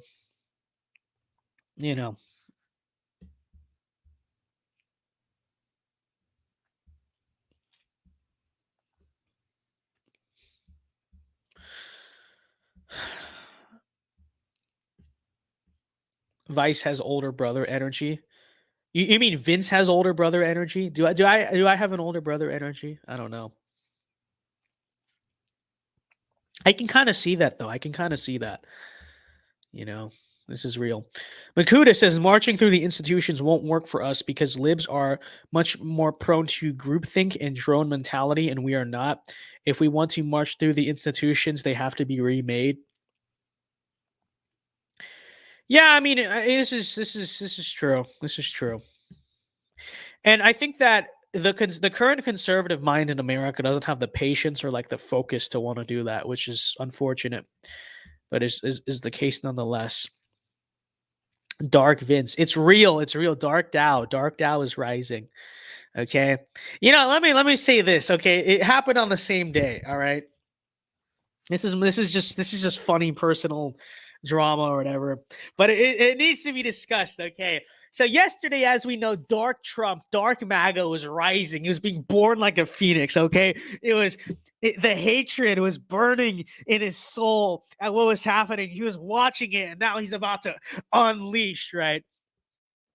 The same is true of me. The same thing happened yesterday. Okay, literally because of Joe Brandon. This is true. Okay, Brandon did it. All right, And I'm going to say it is just true. This is what happened. So yesterday, I flew home from Dallas, right? I went to CPAC, Texas, met up with Rep, met up with John and the KG Beach Boys for a little bit, just all around a heckin' good weekend, okay? But yesterday was my return flight, all right? And my return flight was scheduled to get back to Orlando International Airport. So it takes off at 7. It's supposed to take off at 7. It was supposed to land at like, I think 11, right? Like 11 p.m., okay. So it got delayed first to like, okay, so actually I'll tell the backstory here, okay? So I didn't park at the airport because number one, that's very expensive. And then number two, last few times I've tried to park at Orlando International Airport, it's literally full. You can't even find parking in the structure, which is just not cool. But I was, I don't take that risk anymore. So I decided to park at this place called Omni Airport Parking, okay, which is one of those kind of like off the airport places with a shuttle and all that, paid parking places, okay. Here's the problem with the place I was parking at is that they close from 1 a.m. to 4 a.m. every day, right? Now, the reason they close is because of Brandon, quite literally. They close because of staff shortages and like COVID, whatever, that they've kept the whole time. It used to be 24 hours. Now they're operating on limited hours where they close from 1 a.m. to 4 a.m. Do you see where this story is going? Okay. So my flight was supposed to land at 11 p.m., which means we'll be fine, right? No, not going to be an issue. We'll make it. You see where this story is going? So thanks to Brandon, again, Omni Parking, they're closed from 1 a.m. to 4 a.m. Okay? You see, I think we know where this story is headed. All right? So first, my flight gets delayed to 8:30. Okay? Now, 8:30, again, why did the flight get delayed? By the way, let me point this out. Staffing shortages. Thanks to Brandon. Many such cases. Okay. So it gets delayed to 8:30. Now it's going to land then at like 12:30 a.m. Again, Omni Parking closes at 1.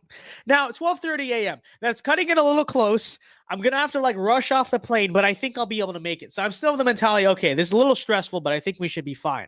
Well, guess what happens? It's like 8:30 comes and they're just still waiting on the plane. And the person at the desk is like, yeah, I don't know what's happening at this point. Okay, it's just a mess. Long story short, we don't take off till like 9:30. Okay, 9:30 at night. Okay, it wasn't like 9:30. It was more like 9:15. So I land in Orlando and guess what? It's 1 a.m. It's 1 a.m. Omni Parking is closed. Okay, we got delayed. It's closed. And so I have to wait at the airport from 1 a.m. to 4 a.m. because I can't get my car. And at this moment, I was pissed. I was just not happy because I was so drained. It was such a long weekend. Okay, it wasn't funny anymore. Okay, but so I was stuck here for like 3 hours. All right, so I'm like, okay, here for 3 hours. I don't know. Let me just. I was kind of hungry. I hadn't eaten for a while. Well, let me just try to find some food or something and at least maybe eating like a super late dinner. Yeah, it's not good, but it'll like pass the time psychologically. Couldn't find a single restaurant open in the entire airport, which is understandable, right? Not a lot of places are 24 hours anymore. But guess what else? They don't have vending machines. I'm like, let me find a vending machine. Maybe I'll get like a Slim Jim or something. Not one single vending machine anywhere in Orlando Airport for some reason I cannot comprehend. So in other words, we're starved. We're starved. We have no food. We have no water. And we're stuck at the airport till 4 a.m., which immediately is not very fun. And then on top of that, okay, I don't know. I couldn't really find a place to sleep because everyone else was sleeping. And then we finally went to, I slept for like an hour or something on like this airport couch, not airport couch, airport chair. And it was what it was. But I woke up like 4:30 a.m. and I'm exhausted. Like I'm not even alive. I'm legitimately delirious. Finally go back to get the car. And let me just say, it was a miracle that I made it home alive. Okay, it really was. Because I was so incredibly, like, incomprehensibly exhausted by that point. And it's like, I would like to say I was just driving on instincts, but I wasn't driving on instincts because I actually had no instincts. I had no reflexes. It was like, I was so tired. my like basic reactions and reflexes, they were shut off, and the only thing I had was technically like my conscious mind. So I basically like I had no like just natural like driving reflexes or instincts. I had to like basically think out everything I was doing like really carefully because I was that tired. I was like, okay, what are you doing? You're turning right. That car is how far away? Like I had to do that. And so let me just say, I don't think a lesser driver would have made it home. A lesser driver would have got destroyed by a big rig, but I'm a good driver, so here we are. But long story short, I didn't make it back to where I live in North Central Florida till 7 a.m. 7 a.m. in the morning, I was finally back. Okay, we got delayed like 7 hours or something because of a freaking 2-hour flight delay, and it's all thanks to Brandon. And let me just say, Dark Dow was born that day. Okay, I will not forget this. I will not forget what Joe Brandon did to me because of staff shortages. It was a horrendous experience. And if you're wondering why I'm not really that alive right now, it's because I slept from like 7 a.m. to like 2 p.m. today. It's all a mess. It's all a mess. Okay. It's real. Vince war stories. No, literally. Okay. This is literally true. This is literally the case. Okay, it's like I've been through war. It's real. So true. So,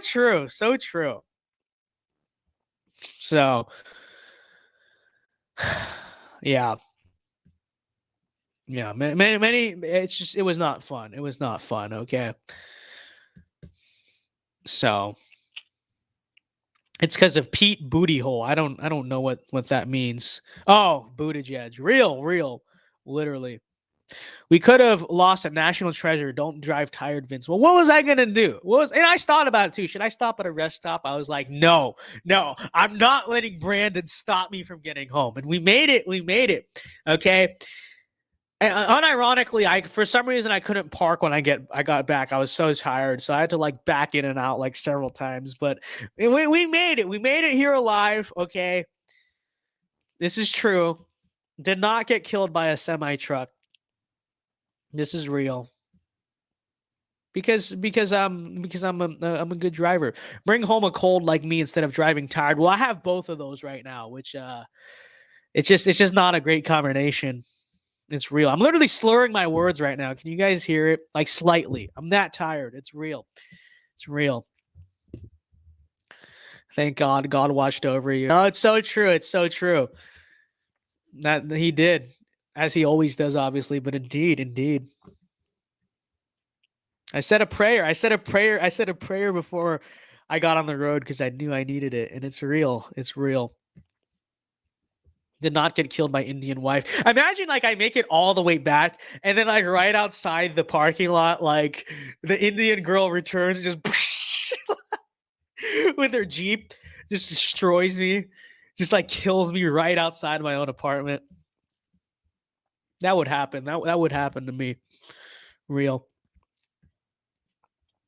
Today I just felt like a sluggish and tiring day. No, literally, this is true. China has high-speed rail. Brandon can't even get airports running. I know. So, and that was the what was yesterday? Well, it was 2 days. That was the 8-8 to 8-9 incident, thanks to Joe Brandon. Like real. What a time. But we're alive. Okay. But I don't know. Me and Trump, for different reasons, had a horrible days yesterday because of Biden. Like unironically the case. So this is real. This is true.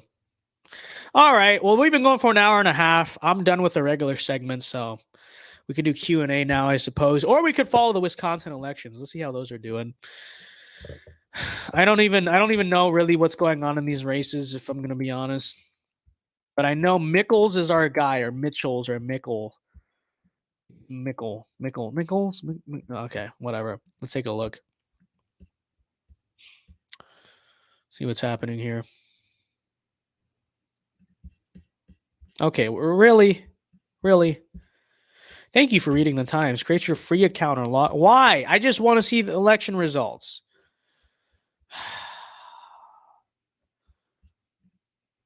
Does this have it? I don't like clicking on libtard outlets, but New York Times has a very good like reporting system. Really? Can we get them somewhere? I don't care what outlet at this point. Just show me results. What is going on? Here we go. Okay, here's something. Ron Johnson, big win in his primary. That's expected. I don't know who Mandela Barnes is. Attorney General. I don't know what's going on in this race. Where's the Mickles guy? Isn't he like good? My understanding of electoral politics is outstanding. I don't know. I can't even see it.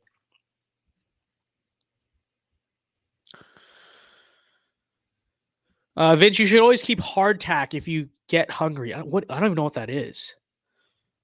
I don't even know what that is. What is that? Hardtack. Is this like a non-perishable food? Oh. Real. Yeah, I know. I couldn't just get like beef jerky or anything. We need military non-perishable food. True. So true. Vince, you don't know what hardtack? I mean, I assumed it was like some type of like non-perishable food, but I didn't know like specifically what it was. So Tyler Mattingly says, "Hey Vince, things are looking rough, but I just wanted to thank you for keeping me entertained over the past year.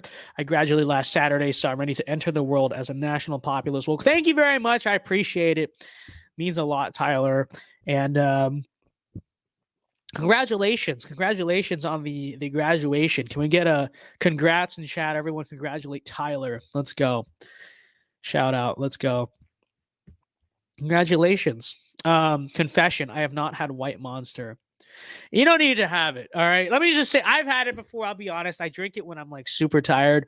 Although I usually don't go for the Monster anymore. When I really need an energy drink, I usually go for Celsius because it's just a little bit easy on your liver.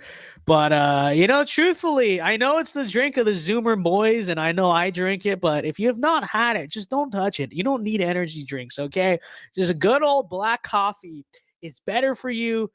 It's you don't need to the energy drinks are bad for you, okay? Don't touch the energy drinks. Real.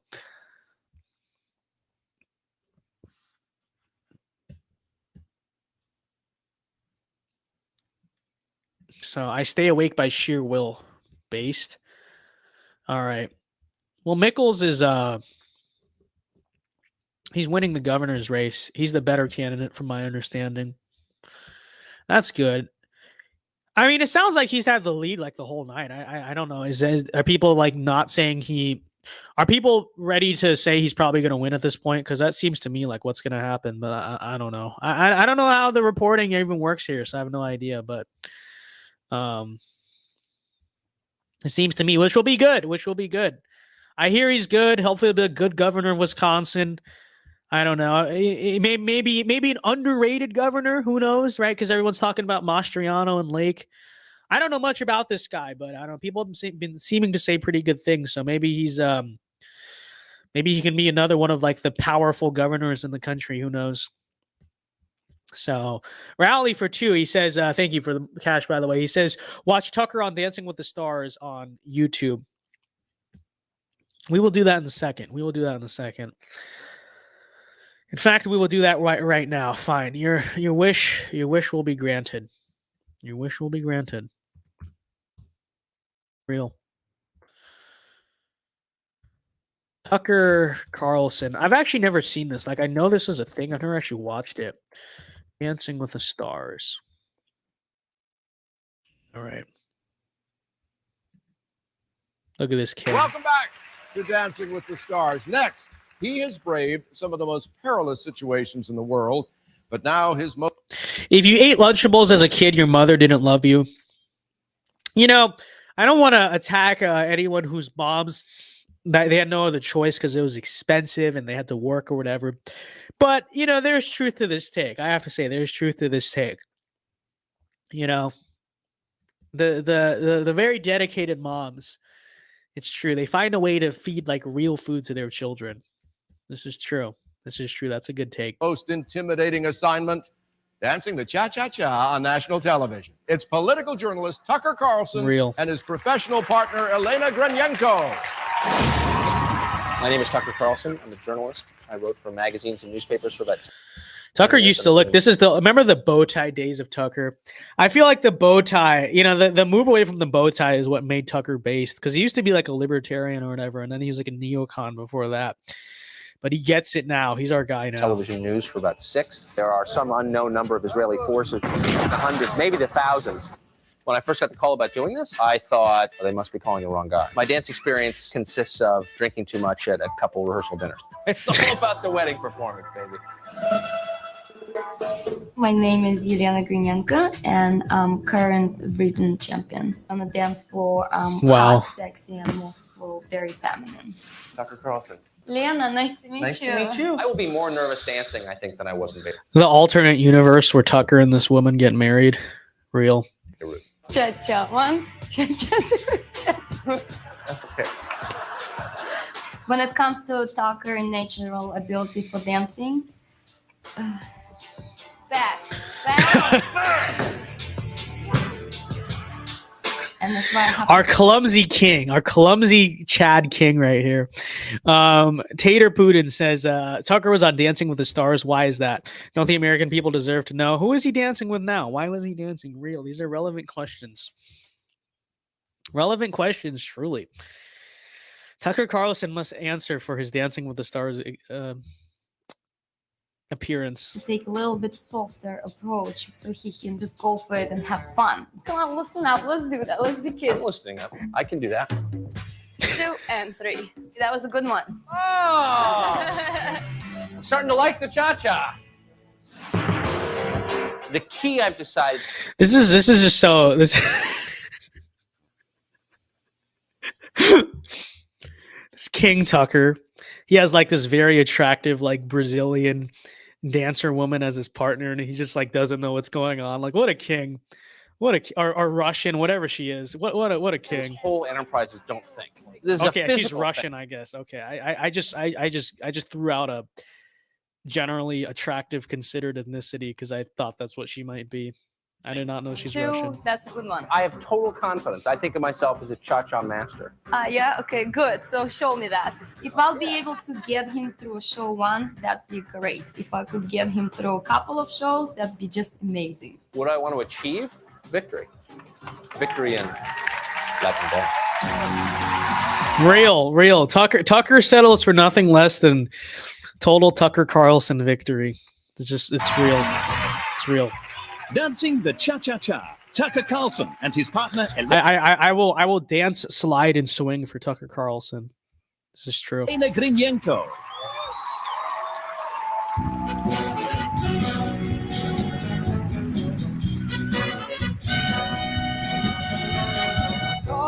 I wonder what Tucker's wife thinks of this. It's over. Summer's here and the time's right for dancing in the street. Wow. Dancing in Chicago. Imagine being Tucker's wife. Down in New Orleans. Can't imagine she's happy about this.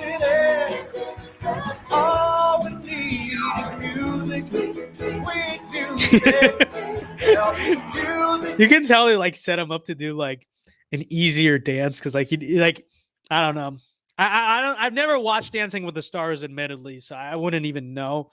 But everywhere they'll be swinging, swaying, and records playing, dancing in the street.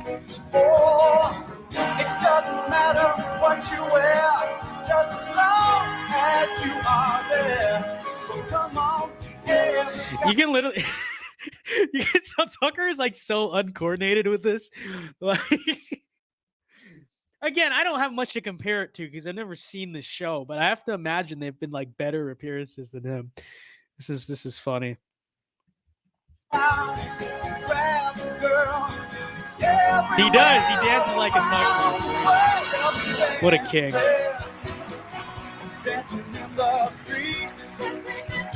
Future generations will look back as this moment where the American Caesar was born.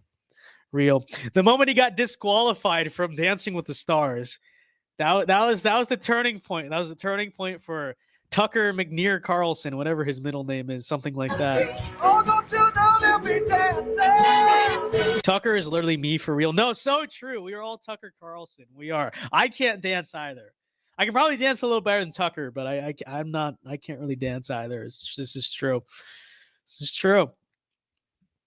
I've had friends try to take me line. I mean, honestly, I don't know if it's entirely my fault because I don't know them, but like, I don't know the dances. But I've the few times I've tried to go line dancing, about the same thing happens as Tucker. We're all Tucker Carlson. It's true.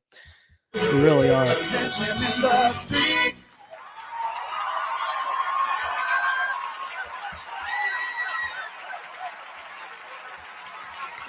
Real. Number 1, gold medal right there. Very nice, Elena. Very nice to be over here. All right.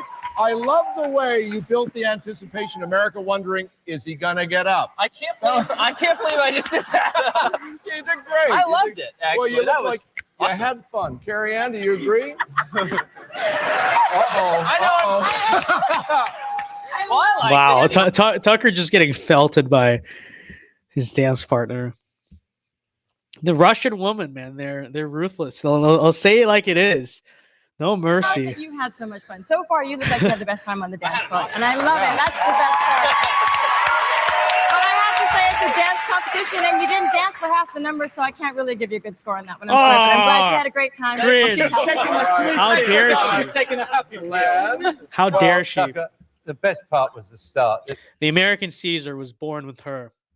It's true. She's the reason Tucker Carlson will cross the Potomac in 2040. All the problems started as soon as you stood up. But let me tell you, I think you are a natural ballroom dancer. I think the waltz, foxtrot, quick step, and tango are going to be your dance. Yes, I agree. Let's hope you're back next week for that crickety quick step. Okay, Bruno. What an awful mess. You dirty Tory, you dirty British. What an awful mess. What an awful mess. How do you not, anyone who speaks about Tucker Carlson like that, it's just not cool. It's just not cool, okay? So awful mess, mate. What awful mess. You know what's an awful mess? You, buddy, you're an awful mess. This is true. This is true. How dare they? I'm legitimately insulted. How dare this smug British man? Okay, first of all, why is he wearing a brown suit? Okay, it's just interesting. I don't know. It's just unconventional, first of all. And then it's like, awful, mate. What awful, mate? No, I'm insulted. I'm insulted by this British man. Okay. Yes, he has gotten under my skin. Okay, he's just what an awful performance. What an awful human being this guy is. And what you stand half of it look like you were sitting in a toilet. I'm sorry, that was... What did he say? What an awful mess. And what you stand half of it look like you were sitting in a toilet. I'm sorry, that was dreadful. What a mess. Well, look at this wannabe Gordon Ramsay, Simon, whatever. Yeah, that guy. It's just true. It's just true. He's coping. He's coping because he probably thinks that Tucker's Russian dance partner is fairly attractive. I think, most straight men would. And he's just jealous. I mean, this is truly the dynamic that's going on here. You wish that was you. He does. He wishes that was him dancing with the Russian mail order bride we have going on here. But it just can't happen because Tucker's a king and you're not. And this is true. No. This is the case. Kind of an artful put down. Let's have a constructive. Why you spend half of the time with the Lou? I don't know. I don't understand it. You're like... Okay, all right. You don't understand this because you're not a cultural icon like Tucker Carlson. You're not a powerful and strong and wise, just thinker like Tucker is. And this is true. This is why you don't understand it. This is the reason why. Oh, mate, why do you spend half the time sitting down, mate? I don't know, because he's a news anchor. Do you not understand the symbolic art behind that? I mean, this is true. This is true. I mean, I understand the artistic interpretation behind what was going on there. He's a news anchor. Good evening. Welcome to Tucker Carlson tonight. And then his Russian dance partner's like, it's time to dance. Okay, and then they're dancing in the street. Like, this is what happens with what's going on. And you're just too much of like a shallow-minded British judge, man, to understand this. This is just true. This is just true. I'm insulted. This guy is not our guy. This guy's worse than Brandon. Like, unironically, we will start mocking chants about at this year's football games about this guy in particular.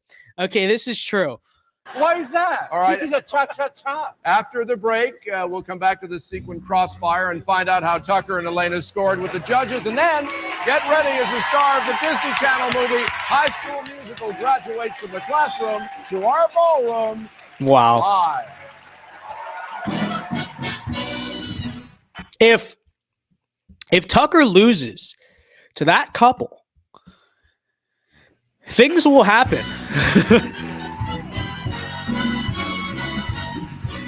I think I missed a super chat. I might have. Unfair. He went to a boys' school. Get him drunk and watch him dance his a-hole off on the weekend. Are you talking about Tucker? I don't know if he dances any better. I think he just thinks he dances better. He probably dances with confidence. But Noah says, thank you for the 5, by the way. Noah says, check out the Penthusiast tweet with a video of Gru over. I did see that. That was actually hilarious. We got to find that later. Remind me later. That was quite funny. Welcome back. Okay, before the break, Tucker thank you for the Carlson super chats, performed guys. a cha-cha that Bruno, in his inimitable way, said he's a mess. Let's see how they scored it. The judges have their scores. Carrie Ann Inabe. 5. Len Goodman. 4. Bruno Tognoli. An awful mess. 3. Well, a total of 12 with a little extra thrown in there from Bruno. Now, I know that obviously he had a sort of the rat-a-tat-tat of Bruno's rat. This is literally 1984. Okay. This is the greatest sham in political history. Okay. The 1960 election has nothing on this. Watergate has nothing on this. No scandal, no theft of any. I mean, the 1824 election has nothing on this. Okay? Joe Brandon has nothing on this. This is literally, arguably, the single worst crime that has ever been committed against this country, against the world. Against the world, I mean, truly. You know? I mean, this is just arguably the worst thing that has happened in modern human history. Okay?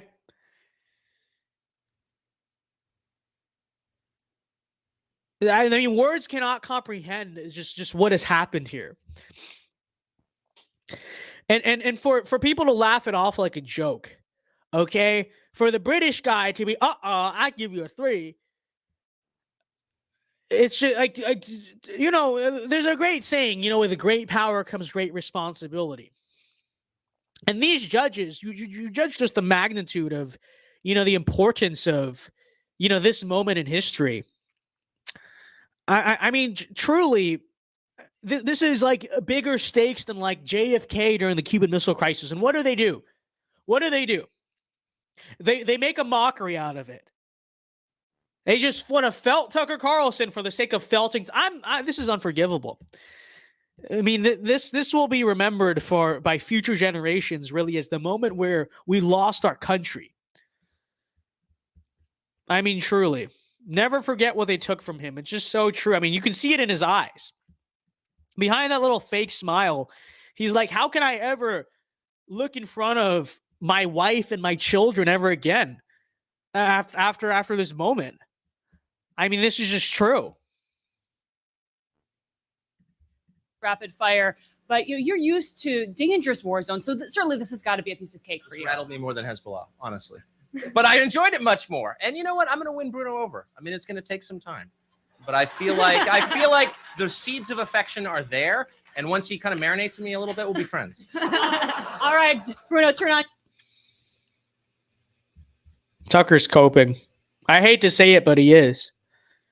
This is the greatest crime that's been committed against anyone in the past 1,000 years. In any country, in any place on earth. And, you know, Tucker is just going to laugh it off. I'm sorry, that's an L on Tucker's part. Okay? He really should be going scorched earth just about now on everyone in that studio. You know, he really should be telling it how it is. You're never going to win back Bruno. Bruno is literally a subversive actor who wants to destroy you, the country, the world. And you're going to talk nice about... I'm sorry, that's an L for Tucker. You're going to talk nice about Bruno after that? Really? Really?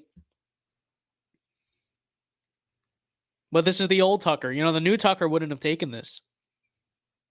The new Tucker would have probably demanded about a 50-year sentence in federal prison for what Bruno had just done. You know, which is, again, not just a crime against... It's not just treason. It's not just treachery against the government of the United States. It's a crime against humanity. It's a crime against the world. I mean, truly. On your oven. There you go. Get ready to bake. All right, 12 out of 30 for Tucker and Elena. Of course, if you want to help them survive tomorrow night's elimination, then get ready to bake. That was a very interesting... Right. Oh, very... Whoa. He's a married man. Jeez, you guys see that? Calm down there, Elena. It's just true. True. She's trying to bait Tucker Carlson, who has a very happy wife and kids, into a scandalous Russian affair. It's not going to happen. Tucker's too much of a king for that. This is real. This is real. 12 out of 30. Wow. For Tucker and Elena. Of course, if you want to help them survive tomorrow night's elimination, then call the number on your screen. You guys hear that? Do it right now. I don't care if this happened in 2008. We must provide support for Tucker Carlson in this dark hour of the Republic. Okay, this is true. Tucker's chick magnet is a possible. It's just so true. It's just so true. This is real. This is real. Yeah. Is that all there is to this? Is there like... Oh, my bad. Is there like more of this? Tucker Carlson is a paleoconservative television host and a political commentator who has hosted the nightly political talk show. I think he would have slightly improved with... Okay. Never mind. But let's see. You guys want to watch this real quick? Former Press Secretary Sean Spicer was on Dancing with the Stars this season. A lot of people complained about him being there, but he made it a long time. 8 weeks, I think. He received support from the president. Here's look. Tucker only made it 1 week. You know why? Because it's just the plot against Tucker Carlson. Okay? 2,000 judges. The plot to subvert Tucker Carlson. Dinesh D'Souza must immediately make this documentary. He must expose Bruno's crimes against humanity. And this is true. Look at him dancing. And this is real.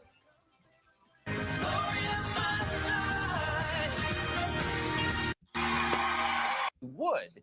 What did you think of the experience? Honestly, I had a blast. I really, really enjoyed this. I wonder if Tucker talks. No, he doesn't. I went into this thinking 1-2 weeks maybe. I'm not. I wanted to see that Tucker like talk about his experience on here, but I don't think he did it. I don't think he did it. Dinesh D'Souza must show how the judges are the real racists. This is true. This is true. And Dinesh D'Souza must also discuss the, the interesting things that happen with the, text voting thing for the dancing show, right? The whole 800 for whatever. I mean, I don't know. I think interesting things might have happened there. I think someone should look into that. But yeah, overall, this just needs to be investigated. We need to have a commission, a federal commission on this. And quite frankly, I know I talked earlier about, abolishing the FBI, but I think at this point, we need to just take every resource of the FBI and put them all into investigating the the crimes against Tucker Carlson, which are all real and which all happened. So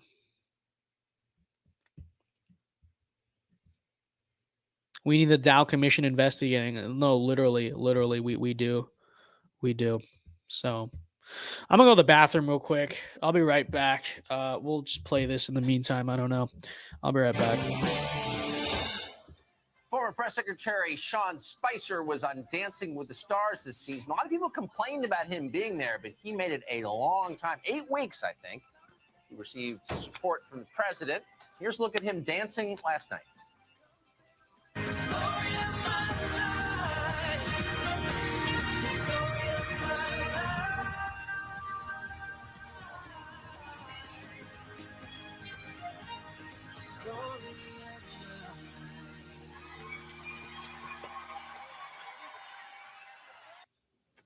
Sean Spicer joins us tonight. You did what you needed to do. You went all in.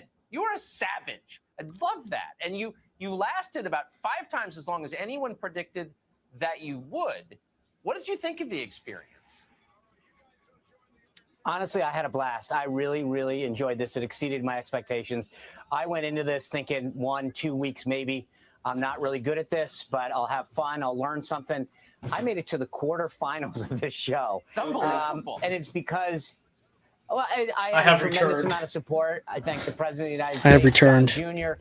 So many folks that came out. You know, really, I think you got when you really put it together, the plot against Tucker Carlson becomes quite apparent in this whole situation, because it's like, first of all, they bait him onto Dancing with the Stars, which arguably is one of the gayest shows on all of television. Okay, so already they're setting him up. I mean, really, I think they didn't just try to ruin his career, but his marriage, his life. I think just everything, his entire legacy. Because they bring him on Dancing with the Stars, like I said, which number one is like one of the gayest shows on all of television. Okay, so that's already, they're portraying a very real family man, in this way. And then, like, on top of that, they bait him in. He clearly didn't want to do it. And they're like, no, you're going to do this. You got to do Dancing with the Stars. They bait him in, with the impression of like, oh, no, it'll be fun. We're going to be nice to you, blah, blah, blah, this and that. And then when he's on the stage on national television, what do? They just felt him. They just attack him to his face. This smug British man named Bruno, he just has to lay it all out there. And then on top of that, look at Elena. Look at the dance partner. Okay, here you have Tucker, a happily married man. And what do?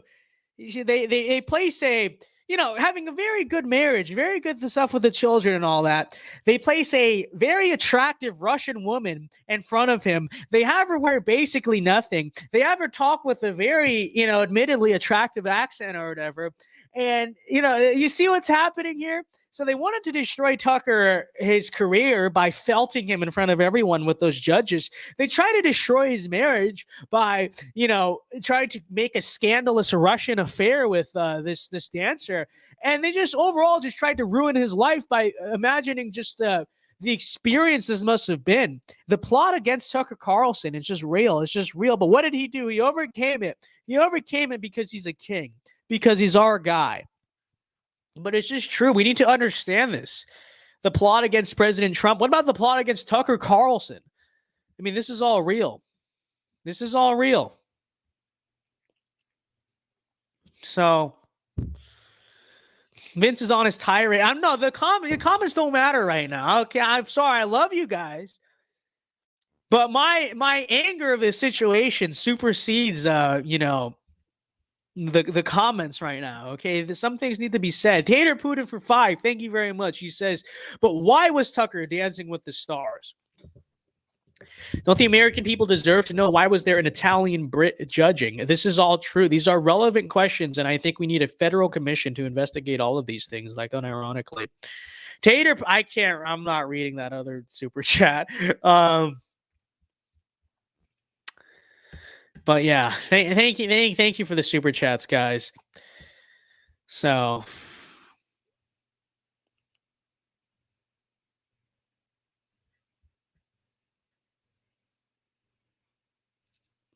I think he's. I did not bring the mic into the bathroom. I don't know what you guys are even talking about.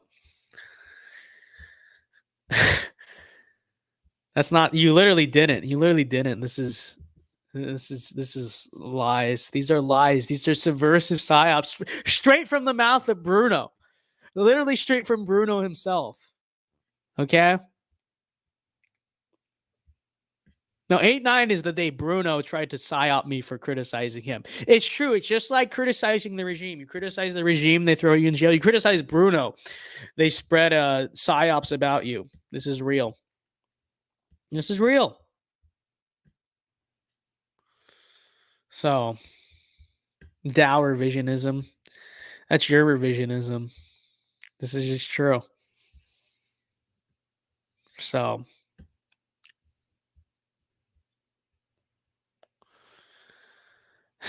Bruno committed 8-9 real. He did. I think, you know, the take is that everything bad that happens in American politics, it's all basically just secretly a plot by Bruno, right? I think that's kind of the conclusion ultimately I think we're going to have to draw at this point. So, this is real. This is real.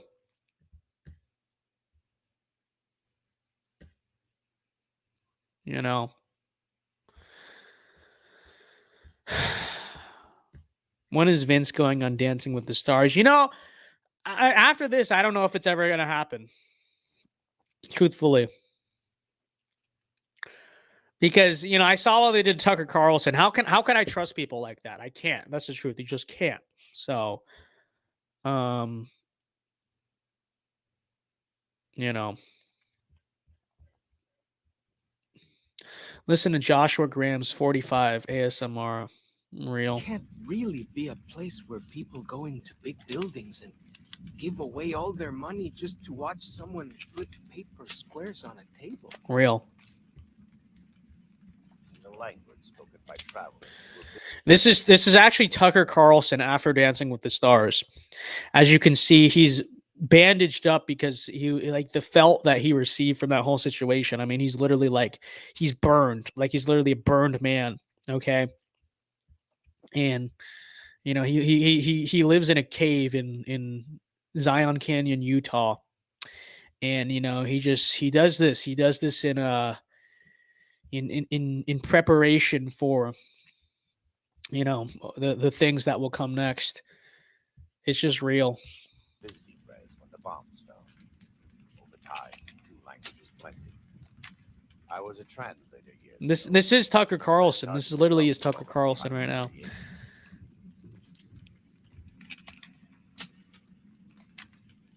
So true.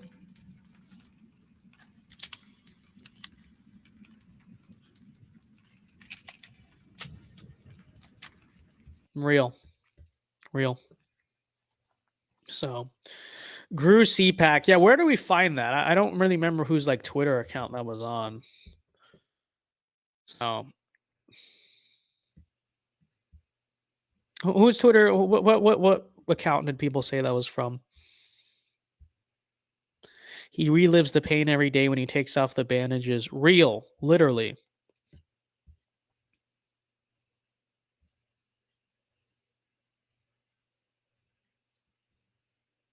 So, Penthusiast. Okay. Enthusiast.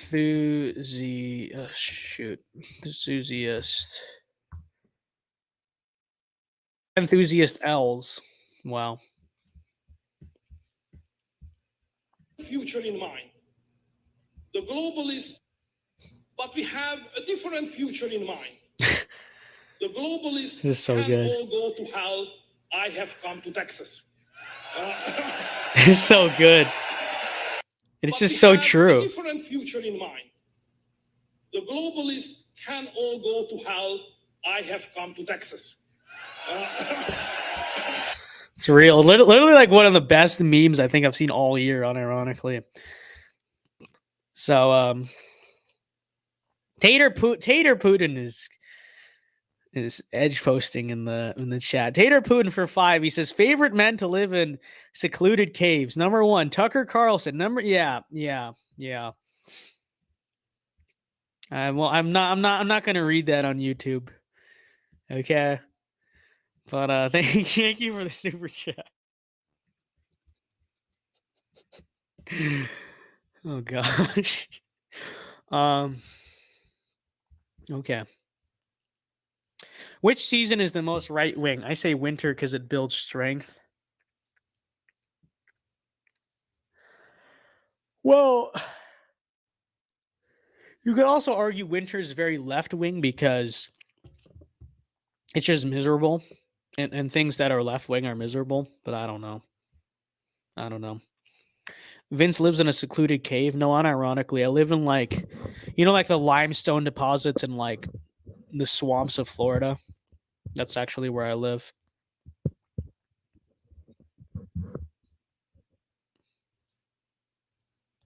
So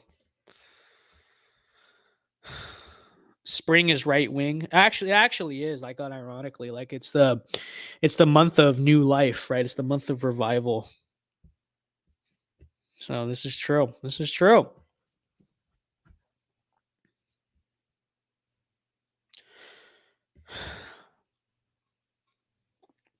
Was the Galactic Empire based? I used to say yes, and then now I'm kind of more of the opinion of no again. I think it's more of like a New Vegas situation where there are aspects of the Empire that are better, and there's aspects of the Republic that are better. So I think if the Galactic Empire weren't so genocidal, they'd be based. But they're very genocidal, so they're not really that based.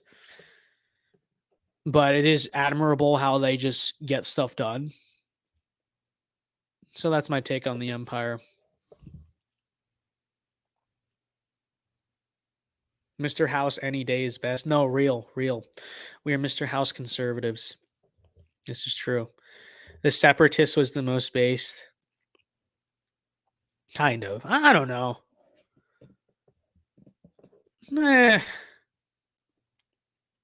Were they though? Because they just had like a droid army, and then it was like it weren't even cool. It was like, oh, the Trade Federation wants like I don't know. Winter is based because it's a season only. Thank you for the 5. It's a season only men can truly love. That's true. Women don't have a good time in the winter, but it's good because they rely on us. It's true. Like, unironically, the best time to like find a girlfriend or a wife is probably the winter. This is true. Like, I'm pretty sure this is statistically proven too. And when I think about it, I feel like no, that's actually true. Like, most of probably the relationships I've had have like started in the winter. Like, unironically, I want to study on this. I want to study on the way women behave in the winter. It's true. They become reliant on us. Like, this is unironically the case.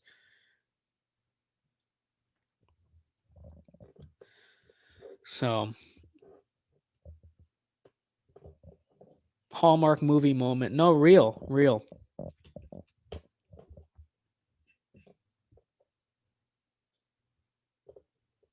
The romantic holidays are winter holidays. That's true. Lakes or ocean? Well, I always grew up around the ocean. Grew up in Southern California and then Florida now. So I'm going to have to say the ocean. I've not really had a lot of extended experience with lakes, truthfully. And you can't really enjoy lakes in Florida because there's just alligators in all of them. So I'm an ocean head, if I'm going to be honest.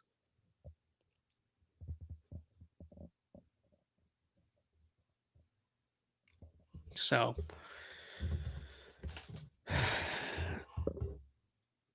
bearded Vince when? I couldn't pull off a beard. Okay. People have lobbied for it. People have seen me with facial hair, which I have a little bit of right now because I don't really shave. in like a day or two. But the problem, and I'm going to reiterate this all the time, okay? I have the ability to grow a beard. It comes from my Italian genes. Like I grow hair fairly quickly. But the problem is it grows in Asian facial patterns. And these are the challenges of literally being mixed race. So it would grow, but it'd grow like a Confucius beard and like uneven and stuff. And Asian facial patterns just are not conducive to looking good in beards. And this is true. So when are you going to get the Vince style beard? Probably never. That's the truth. And people won't like that, but it's just not going to happen. It can't happen. You know, like this is real. Bearded Vince is when Vince becomes dark Vince. I feel like I would just look like a troglodyte if I'm being honest. Like, especially, it's like when I start growing facial hair, it literally just looks like I'm unkempt. And it'd still be the same because I grow this like weird Asian Confucius beard. I'd literally just be troglodyte Vince, okay? I don't know. We'll figure out something else that can be dark Vince. It's not going to be the beard. It's not going to be the beard. So, you know.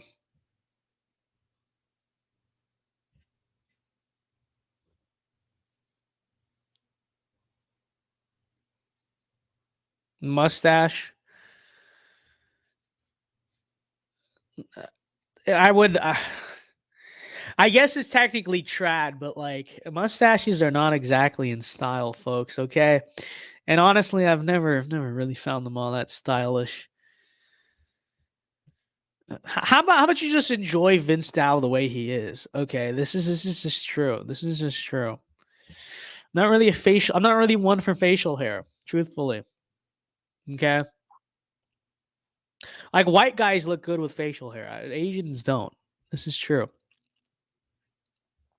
Have you seen Kyle Dunnigan's Fresh Prince of DC videos? I have not. I have not. What is that? Let's just look it up. Fresh Prince of DC. Oh, wait. Is this the... What is this? This isn't Biden playing Skyrim, right? It's 7:14 minutes. I shuffled around and sucked fingertips. Made a big speech, kissed the boy on the lips. I've not seen this, but I will say the series, I don't even remember who does it, of Joe Biden and Skyrim. It's unironically very funny. I have to say what the? Okay. Can we get okay, we're getting off of this. We're getting off of this. So, I'd Vince Dow get a tan. I literally could have a tan and you wouldn't even tell. You wouldn't even tell. Every time a guy grows a mustache, someone will say pedo stash. No, real. But honestly, I don't know. I'm not even going to counter signal that. I'm not a big fan of mustaches. Like full facial hair on certain guys looks very good. But I'm not really a mustache enthusiast, if we're gonna be honest.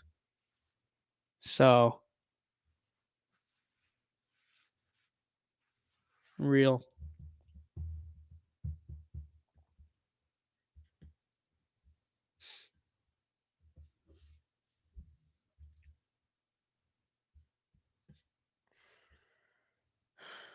Beards reached their height during the Gilded Age / Victorian America, and have just gone downhill since. I think that's a generally true take. It's on YouTube. You can watch it. Okay, fine. We'll watch Tater Puddins. Okay, and finally, new rule. Comedians can't make fun of Joe Biden. Because it's impossible. Because he's been great. I know a bunch of fat people are disappointed. Because trying to make fun of what is this? Is like praying to God. A complete waste of time. Okay, that's our average show. Bill Maher take. My guest, Benjamin Netanyahu and Pete Davidson. Who's this Joe Biden everyone keeps talking about? Real. Oh, here we go. Well, The Fresh I Prez was of born DC. and raised in Scranton, PA. Lifeguard by the pool is where I spent my days. Till a dude named Corn Pop, who wasn't that cool, started making trouble at the swimming pool. Okay, this is funny. So I took a chain, wrapped it around my legs. They're hairier than my other legs. Not my, but black kids would touch them. Come on, man. Then I got on a train. No, we'll and watch went to it. Why DC. not? Barack Obama gave a job to me. I shuffled around and sucked fingertips. Made a big speech, kissed the boy on the lips. What are you looking at? I wrote the damn bill. I hold the ladies tight. This is unironically good. I'm enjoying First this. American to fall up the stairs. I'm enjoying Ran this. for president. I was a winner. Winner was me. Now I sit at my desk. The effort that has to go into this, I gotta give. You know, this is where comedy has gone. Like, this is true. Like, Saturday Night Live is dead. This is where all the comedic energy went. This is true. As a president, not you know the thing. Come on, get your face out of your ears. Hey, Beneford, get in here. You hollered, holy shit. Where are my clothes? Sir, I just washed your clothes. I can't physically keep them on your body. Is that Ben Shapiro? Go to the White House. I better declare a national emergency. How about I just find you some new clothes? You're a good friend, Beneford. Come here, I need to tell you something. I'm good here, sir. Come sit on my lap. This is actually good. Sit on my lap. Real. There you are. There's my little buddy. All is well. You're safe. I am very uncomfortable and quite sure this violates several labor laws. Whoa, easy. Easy. Close ghosts can't get you now. Frankly, I'm more concerned about your schmeckle, sir. I'm going to tell you something, but you got to promise to keep it a secret. I do not promise. You drive a hard bargain, okay? I'll tell you. Can you please put some underpants on first, sir? There's no time. Me the Sussy. Do that again. I'm Caitlyn Jenner, and I approve this message, baby. Sir, how on earth is it possible that you don't know that MAGA is Trump's slogan? What are you talking about? Is this whole thing like the sussy thing with Ben Shapiro? Is this the whole episode? Okay. All right. It is pretty funny though. I'll give credit to the show. It's good. It's good content. It's pretty funny.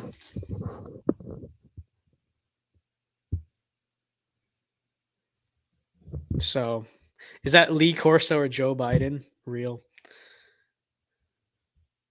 Remember when Biden was based, Pepperidge Farm remembers? He never really was based. He had good takes on some issues. Like, he wrote the 94 crime bill, which was epic. But he never really was that great. He was always, liberal for his time. You know what I mean? So, real rep stream is ending in 5 minutes, so let's just stream snipe him while he ends. Real. Daniel Krieger said, speaking of turnout, Minnesota's governor race went as expected. However, looking at the numbers, Republicans are looking to add over 130,000 votes, where Dems are going to lose. We are stream sniping 80,000. rep. Yeah, this is historic. Turnout, Republicans are winning the turnout game. Dustin Carter says, I fully believe Georgia will stay tilt red after 24. Yeah, well, look at the population. This is boring. I don't want to stream snipe anymore. Rep drives a Trabant. I've been in his car. He does not drive that. I don't know if I'm at luxury to say what type of car he drives, but it goes fairly fast. Okay, tell Rep to unban me. You tell Rep. Oh, that was a stupid. I was about to say you tell Rep how to unban you. That makes sense. Yeah, that's a good question. People in chat put to unban GB. You guys do it. Vince Dow react to Joe Biden ASMR on YouTube. That sounds disgusting. That sounds disgusting. He does not drive a Cadillac. That's fake news. That's just wrong. Nobody knows what car he drives, but it is not a Cadillac. This is true.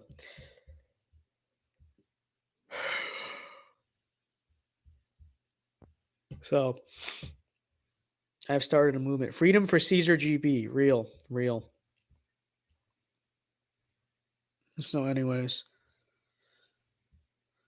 Would it be epic if Trump renounced his party affiliation after being elected president and ruled as an independent? Would make history? I don't know how epic it would be, because I feel like that would just give the Republican Party an excuse to like not adopt as much of his everything as possible. And I don't know if you want that.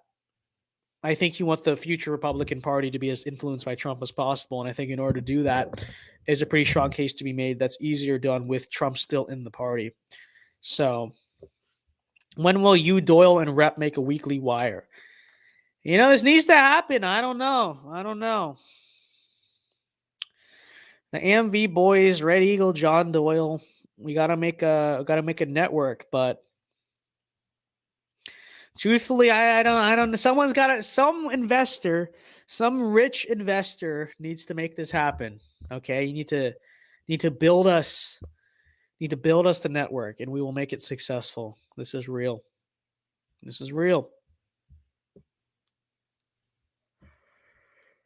So, I'm getting so tired here, folks. I have 2 supporters. That's all you need. 2 supporters is all you need to cross the Rubicon, like unironically. So, Mal Jensen says, is Doyle still a part of AV? Well, he's never been a part of us. He's just a friend of us, which, yes, he is still a friend of ours. We got dinner with him literally this week. But everyone, but John isn't with them anymore. It's just literally just not true. It's a cope by people who John unironically doesn't like, and I'm not gonna say anything more than that. This is true. Tater Puddin for 2. He says, I've given you like $30. What else do you need? What else do I need for what? Oh yes, real. We will make the weekly wire off of John Doyle's super chats. Not ironically.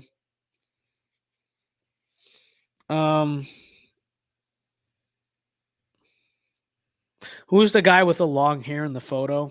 It was not. I don't know who. Anderson, I think. I think that was Anderson. Is there anything you disagree with John? Anime sucks. And that's about it.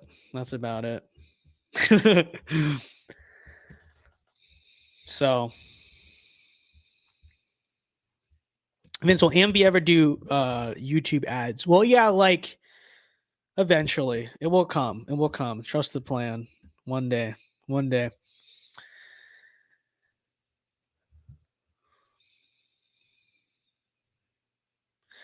So AMV sounds wrong to me since it stands for anime music video. We'll make it sound right to you. I don't know what to tell you. It's not stand for anime music video. It's untrue. So, did Rep end the stream? Oops. I think he did. Wow. We watched the end of the Rep stream. Incredible.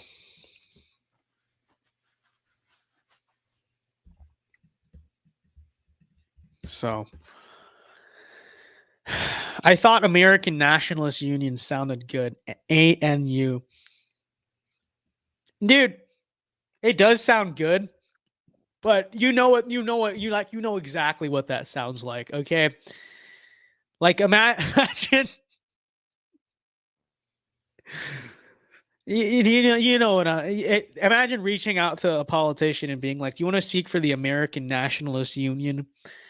Like I think we understand the issues with that name, okay? I'm not saying it's a bad name. I'm just saying that's what that's what the problem with it would be. It is a good name though.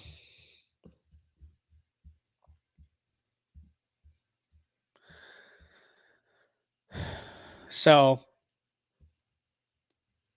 if you don't send a super chat to Vince, you need to self I don't know what that means. But whatever it is, it's true, I guess.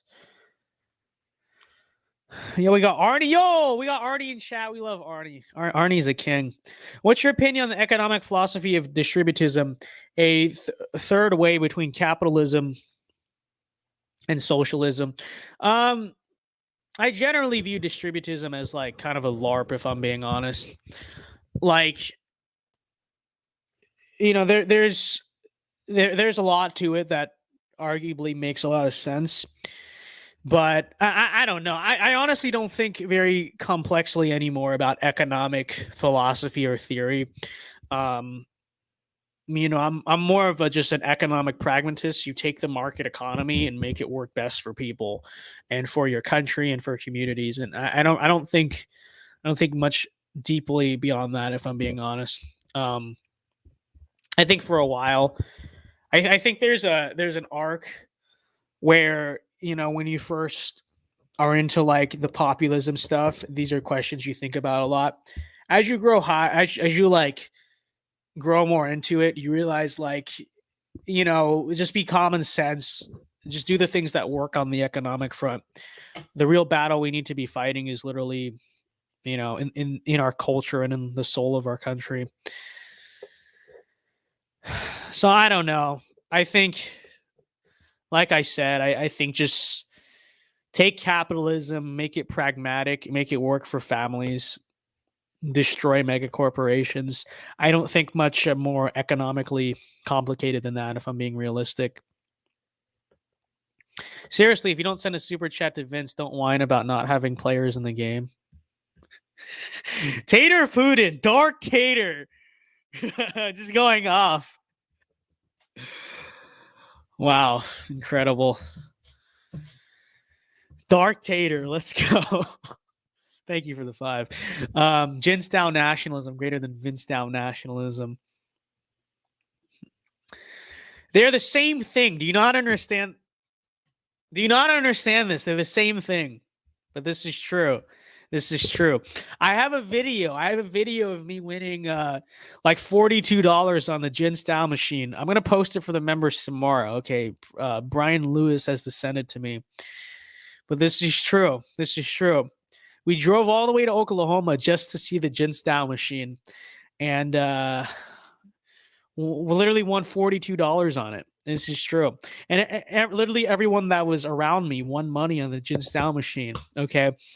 Like this is just true. The power I have over that machine. You know, the first time I ever saw it in my life was in Vegas, and I was just walking past it. I was like, "Oh, that's Jinstao." And literally, someone won 50. I'm not even joking. Dude wins the $50,000 jackpot on Jinstao while Vinstao is standing right there. It's like, if you ever want to literally like be rich, just take me to a casino and put me next to the Jinstao machine. I guarantee you're gonna win thousands of dollars right there on the spot. Like unironically.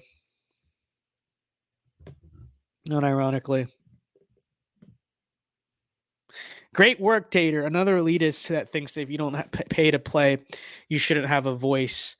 Lol, thanks. Based. Dark Tater.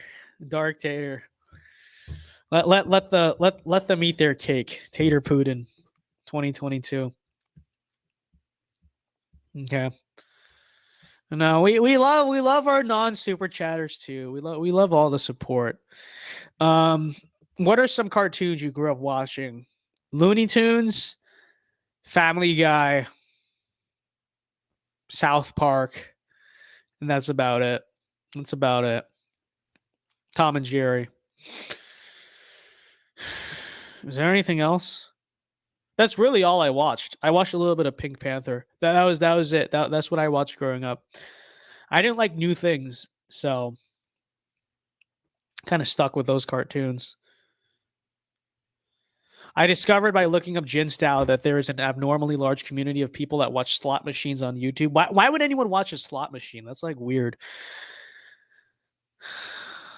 Let's go. $10. Let's go from Callan Shaw Indie Games. What's up? He says, I missed his stream so far because you and Rep shouldn't stream at the same time. But do you know why he says that Joe Kent is a CIA plant? I don't think Joe Kent is a CIA plant. Okay. I think, like there are things about him that he said that I don't fully agree with or I'm a fan of. But like the idea that, like, yes, he was a part of the CIA, but like the CIA doesn't plant people to run for office. And even if they did, they wouldn't literally plant people who knowingly used to work for the CIA. Like that's just it's just kind of weird. Like Joe Kent. I mean, you can like Joe Kent, you can dislike Joe Kent. I generally have I don't think he's perfect. I have a more favorable view of him than unfavorable. But like, he does not work for the CIA. Okay. Or I should say he's not a CIA plant. Like the CIA doesn't plant people to run for office. And when they do, they don't plant people who used to do like special ops or whatever for the CIA. Like, so yeah, I don't think Joe Kent is CIA. I don't really buy that. I mean, say what you will about him in other regards. It's not a CIA plant, okay? Like, I think if people want to attack him, okay, which I'm not even saying I agree with this, but if people wanted to attack him, it'd be far more convincing to say he's a Peter Thiel plant or a Steve Bannon plant. I don't know if even saying your Steve Bannon plant is even like a bad thing. Steve Bannon is generally like, liked by most of MAGA or whatever.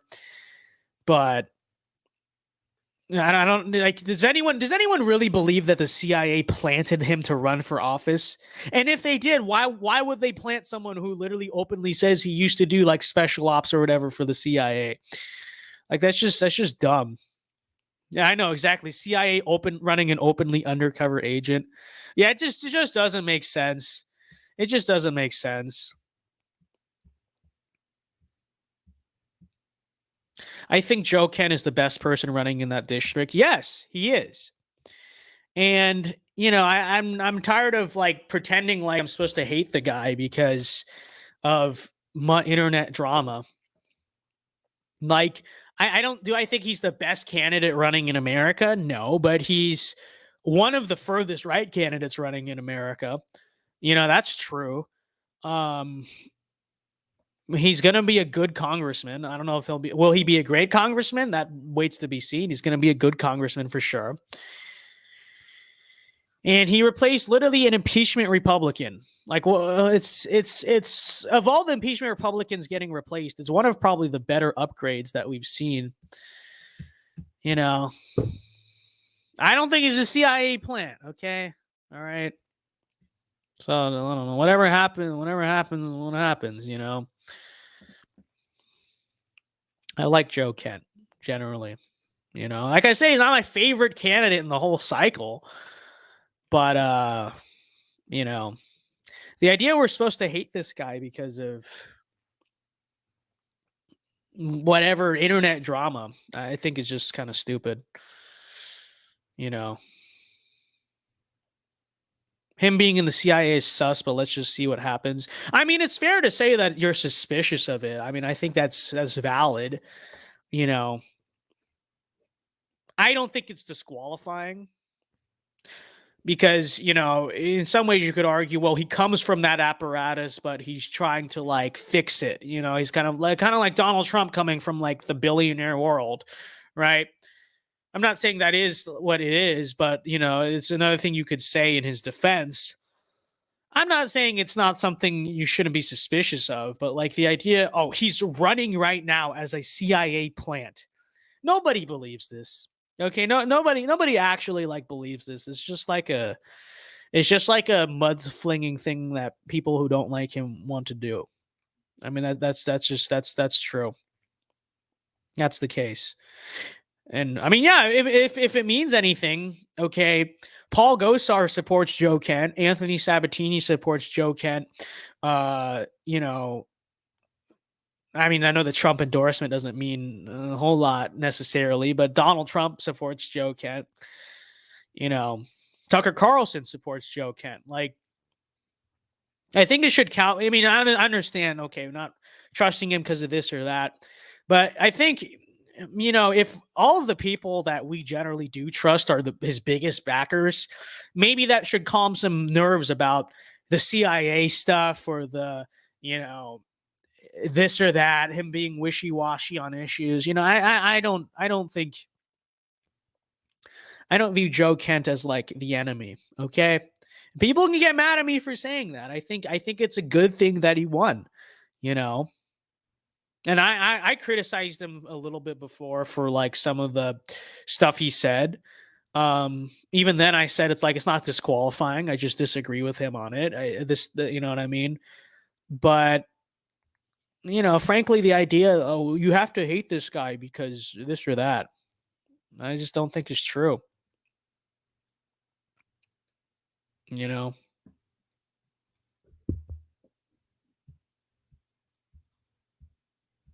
And I think it's a good thing that he won. Okay. And what are his opponents going to do now? Because before, the Joe Kent haters from the right were literally like defending an impeachment Republican. What are they going to do now? Like get behind the Democrat? Is that what we're doing? That's what we're doing. We're doing that because we have personal drama. And let's be honest, that's what it is. Personal drama with Joe Kent. So because we have like personal drama, we're going to help impeachment Republicans, which failed, by the way, good. And then B, literally try to get a Democrat elected. Not because like this guy is actually like a rhino or whatever. It's because like we have personal beef with him. No, I think some people need to grow up. You know, that's the truth on that. You know what I mean? So yeah, congratulations to Joe Kent. Good on Joe Kent for winning that race, and we're happy for the guy. Okay, so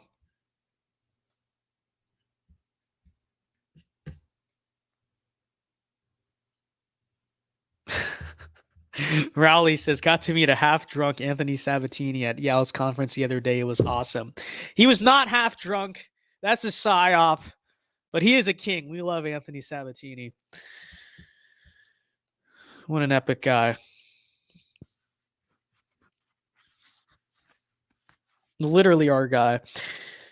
Bipartisanship is ideal, but is it realistic? It's not ideal. Winning is ideal. Victory is ideal. And compromising with these people is not a flex at all. So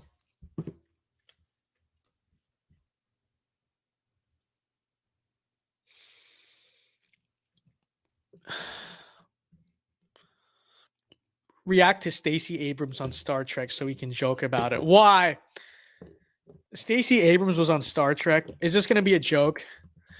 Stacey Abrams was on Star Wars, though. She was casted as Jabba the Hutt. This is true. She was on Star Trek. Really? What the? President of the Earth? Oh my gosh. Why is this a thing?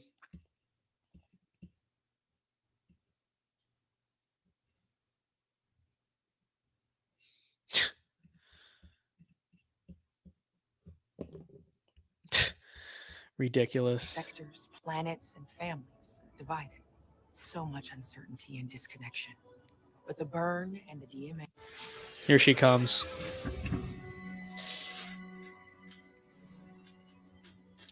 Dark Stacey. Madam President, welcome. I am so pleased that you've come. I can't believe this is a thing. Diplomatic discussions. This is so annoying.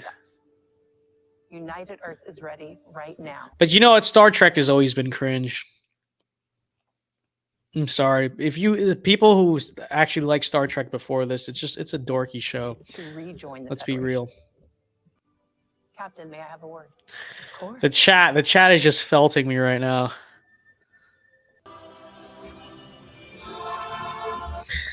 This is just like the greatest L I've ever watched on screen. I mean, it really is. Actually, that's not true. The greatest L I watched was Tucker Carlson getting felted by Dancing with the Stars, but this is a close second. So anyways, Tater Putin for $20. Thank you very much, Tater. Thank you very much. God bless you. He says, lower middle class, 23-year-old elitist here, donating because I believe in your ultimate possible impact on our culture. I believe in you just as much as I believed in myself. You have a bright future in media. Just trust yourself. Thank you very much, Tater. I appreciate that. That unironically means a lot. We love Tater Putin. What a king. What a guy. What a guy. What a guy. I appreciate the kind words. I appreciate the kind words. I will leave that on screen. I will leave that on screen. God bless you. Thank you, Tater. Thank you. I appreciate that. Appreciate that a lot.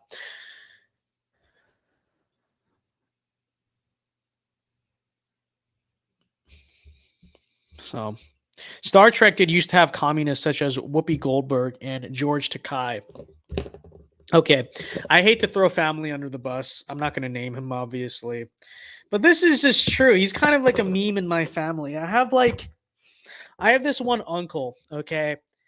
He's like a great uncle or whatever. It's not like a biological uncle. Like it's like a second marriage or whatever, okay?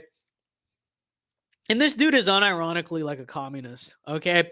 But he's not like not like a communist in the sense that like he reads Marx or whatever, although he probably has. He's more of a communist in the sense of just like what he believes is communist, you know what I mean? And like literally, I'm not even joking. This guy gets his political philosophy or his ideal utopian vision from Star Trek. Because I guess apparently in Star Trek, it's like there's no possessions, everyone lives in harmony, nobody owns anything, and there's no money.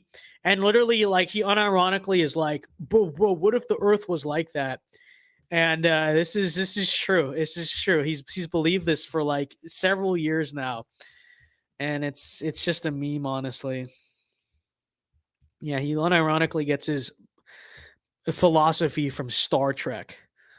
Okay, it's kind of funny.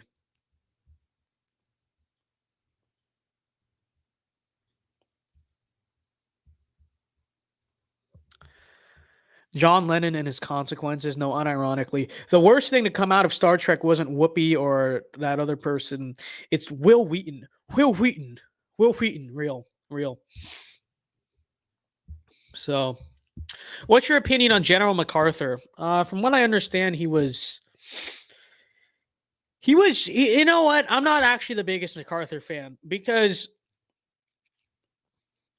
literally, I don't know if you guys know this. At the end of World War II, the Japanese emperor basically offered to basically convert Japan to Christianity because he believed if America's God beat, Japan's God, that America's God was superior. And apparently, from what I've heard, like General MacArthur actually said no to that because he was like, oh, it should be like voluntary or whatever. I was just like, what the heck? Like that was a prime opportunity to make World War II a noble war over ultimately spread it, or at least have noble ends ultimately in spreading Christianity. And instead he said no to that. So I will say I'm more of a Patton head myself. Okay. General Patton is like truly the World War II general we're a fan of. But I'm not anti-MacArthur. I'm not anti-MacArthur, but not as cool as Patton, in my opinion. Okay, in my opinion.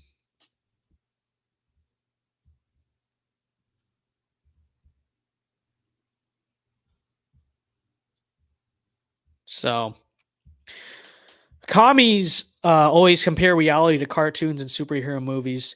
Well, I mean, as cliche as it is, like it's literally true. Like, first of all, they don't live in reality. Oh, communists don't live in reality. Like, I know, but it's just true. They don't live in reality, and they're like overgrown children, like unironically. And so, of course, that makes sense. It's not a big deal, or not a surprise, I should say. So,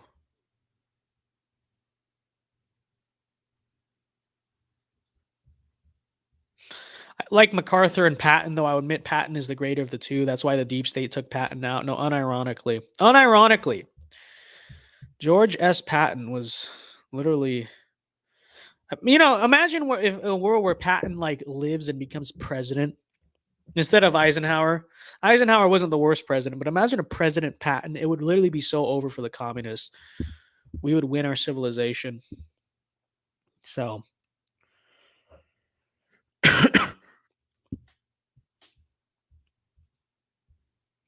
Real.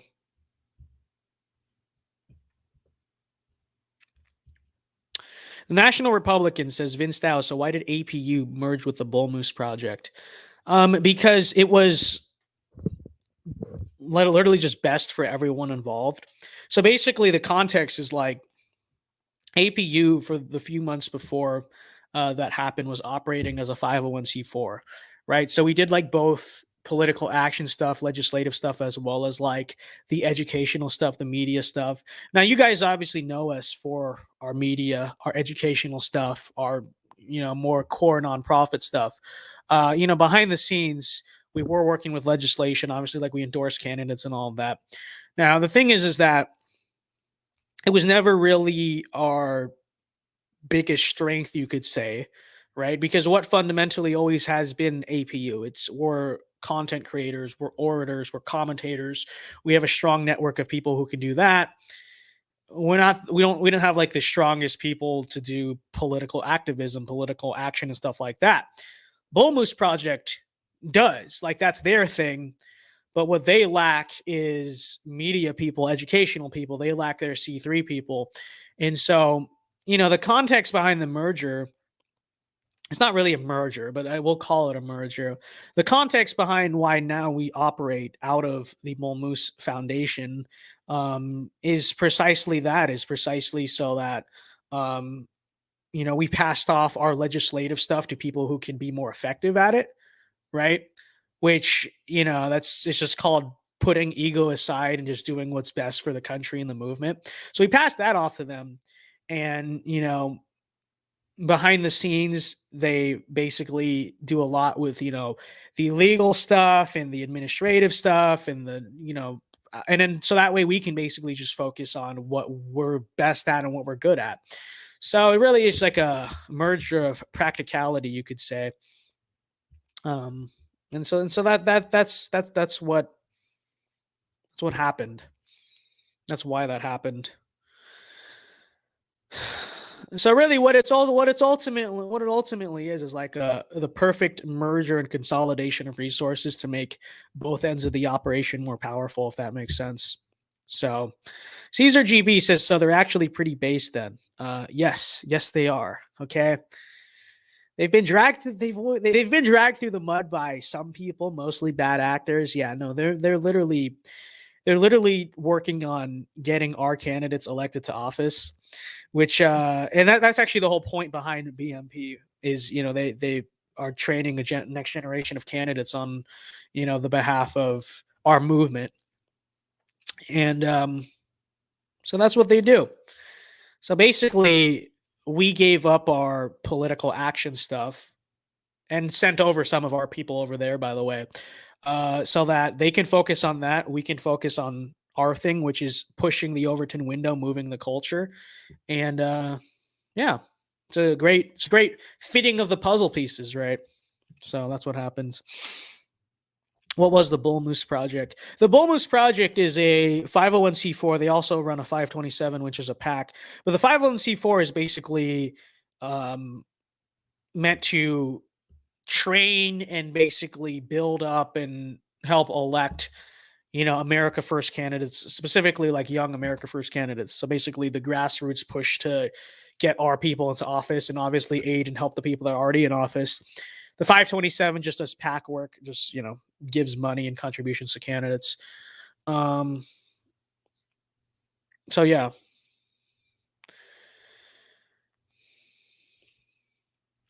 Vince not part of this dumb conversation, lol. Yeah, no, but nobody actually cares.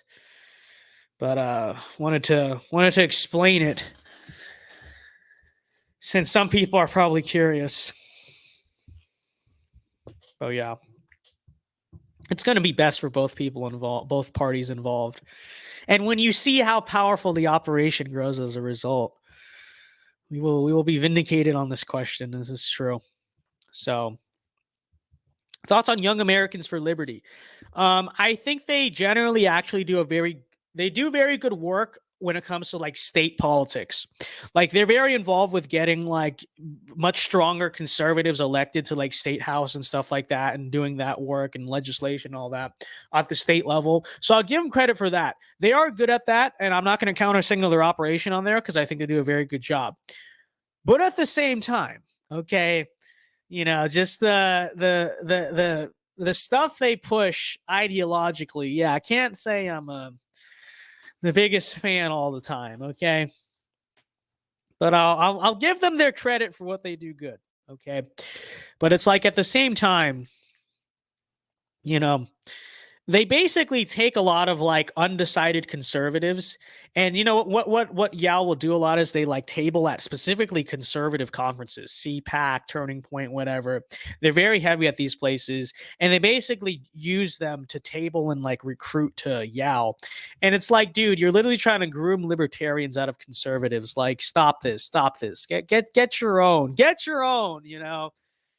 But that's fine, because American virtue and BMP and APP and national conservatism, you know what, we're gonna do the same, but for us, this is true. You're not gonna win the culture war, young Americans for liberty. So, you know, this is real.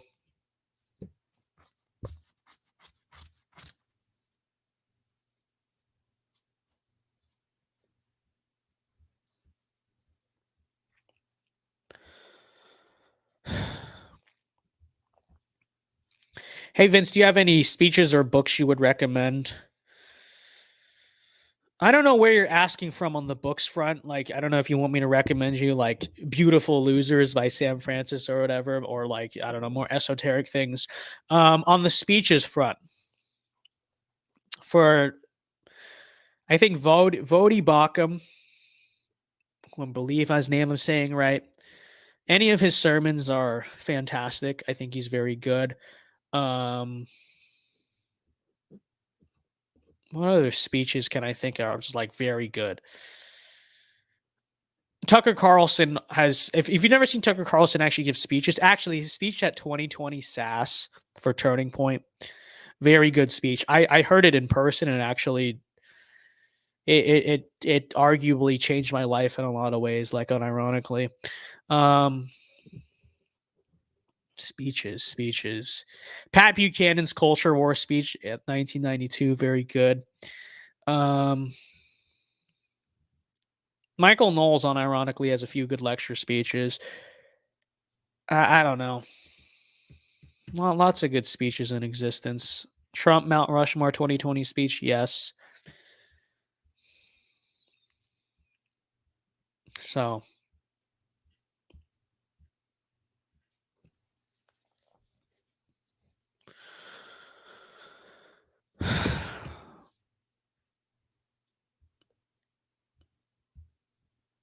a world where Prussia colonized Texas. What the? Could you imagine a Prussian Texas? What a world that would be.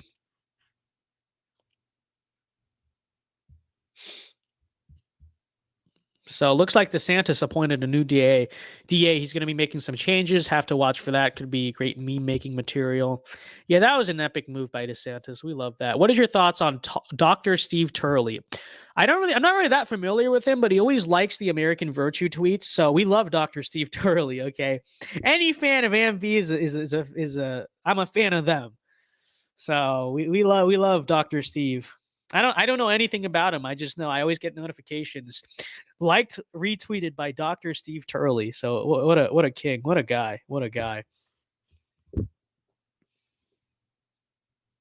So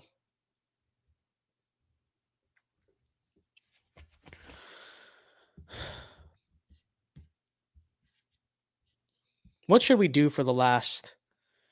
Actually, no, we'll end the stream. We can end the stream soon. It's almost at 3 hours. I'm getting kind of tired. If you guys didn't notice, I was like low energy Vince. I don't know if I really came off that way. Well, the 8-8, the 8-9 incident really has me drained. Okay, you can thank Brandon for that. Like unironically, Rowley says, "Did you always dislike the?" Well, this will be the last super chat of the night, unless anyone wants to send one in very soon. Did you always dislike the Gadsden flag? No. I used to have a Gadsden flag back when I was a conservatarian or whatever. But, you know, I guess ever since I kind of had my initially like my populist arc that grew into just like paleo conservatism, national conservatism, I always had this kind of like implicit disdain for just the people who, not the people, but just like what it represented in modern conservative thought. And then the more I thought about it, I was like, you know, it's very fitting that the symbol of libertarianism is literally the serpent, because that's exactly what, you know, libertarianism is to the conservative movement. It's not directly adversarial. It's subversive. It's the serpent. It's the deceiver, right? It takes well-meaning conservatives and deceives them and pretends to be their friend, but in reality is lying to them and destroying their country. And it's true. And it's just very fitting that the symbol of libertarianism to us is the serpent. Like, of all things it could be, it's very fitting, you know? So yeah, all right, we're going to end the stream here. All right, I'll end on full screen.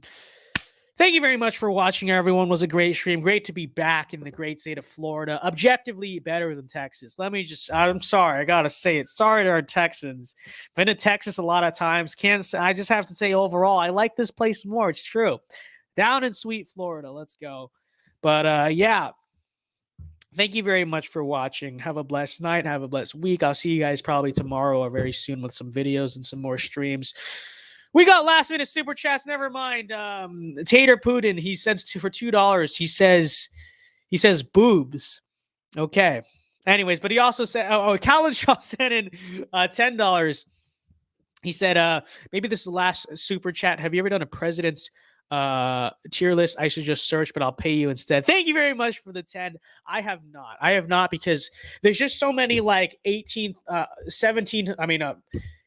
century presidents I just don't know a lot about, and I don't know if I really have the ability to tier list all of them. I know people have asked me to do that, but I have not. I may do it at some point, but I just don't have opinions on, like, I don't know, Grover Cleveland. Like, I don't, like, what am I supposed to think about Grover Cleveland? You know, like, I don't know. I didn't pay enough attention in AP US history to tell you, which is just true. Not that that would have been useful anyway. But anyways, thank you very much for the 10. Thank you very much for the 2, the mischievous Tater Putin. But yeah, thank you very much for watching. That's not appropriate super chat. It's Tater Putin. This is what he is. He's Teflon Tater. Always sending that in. But yeah, thank you very much for watching. I will not tell you about James Garfield. Have a blessed night. Alpha moves only. God bless. And peace. And leaving it, I do so with this prayer. May God's grace be with you in all the days ahead.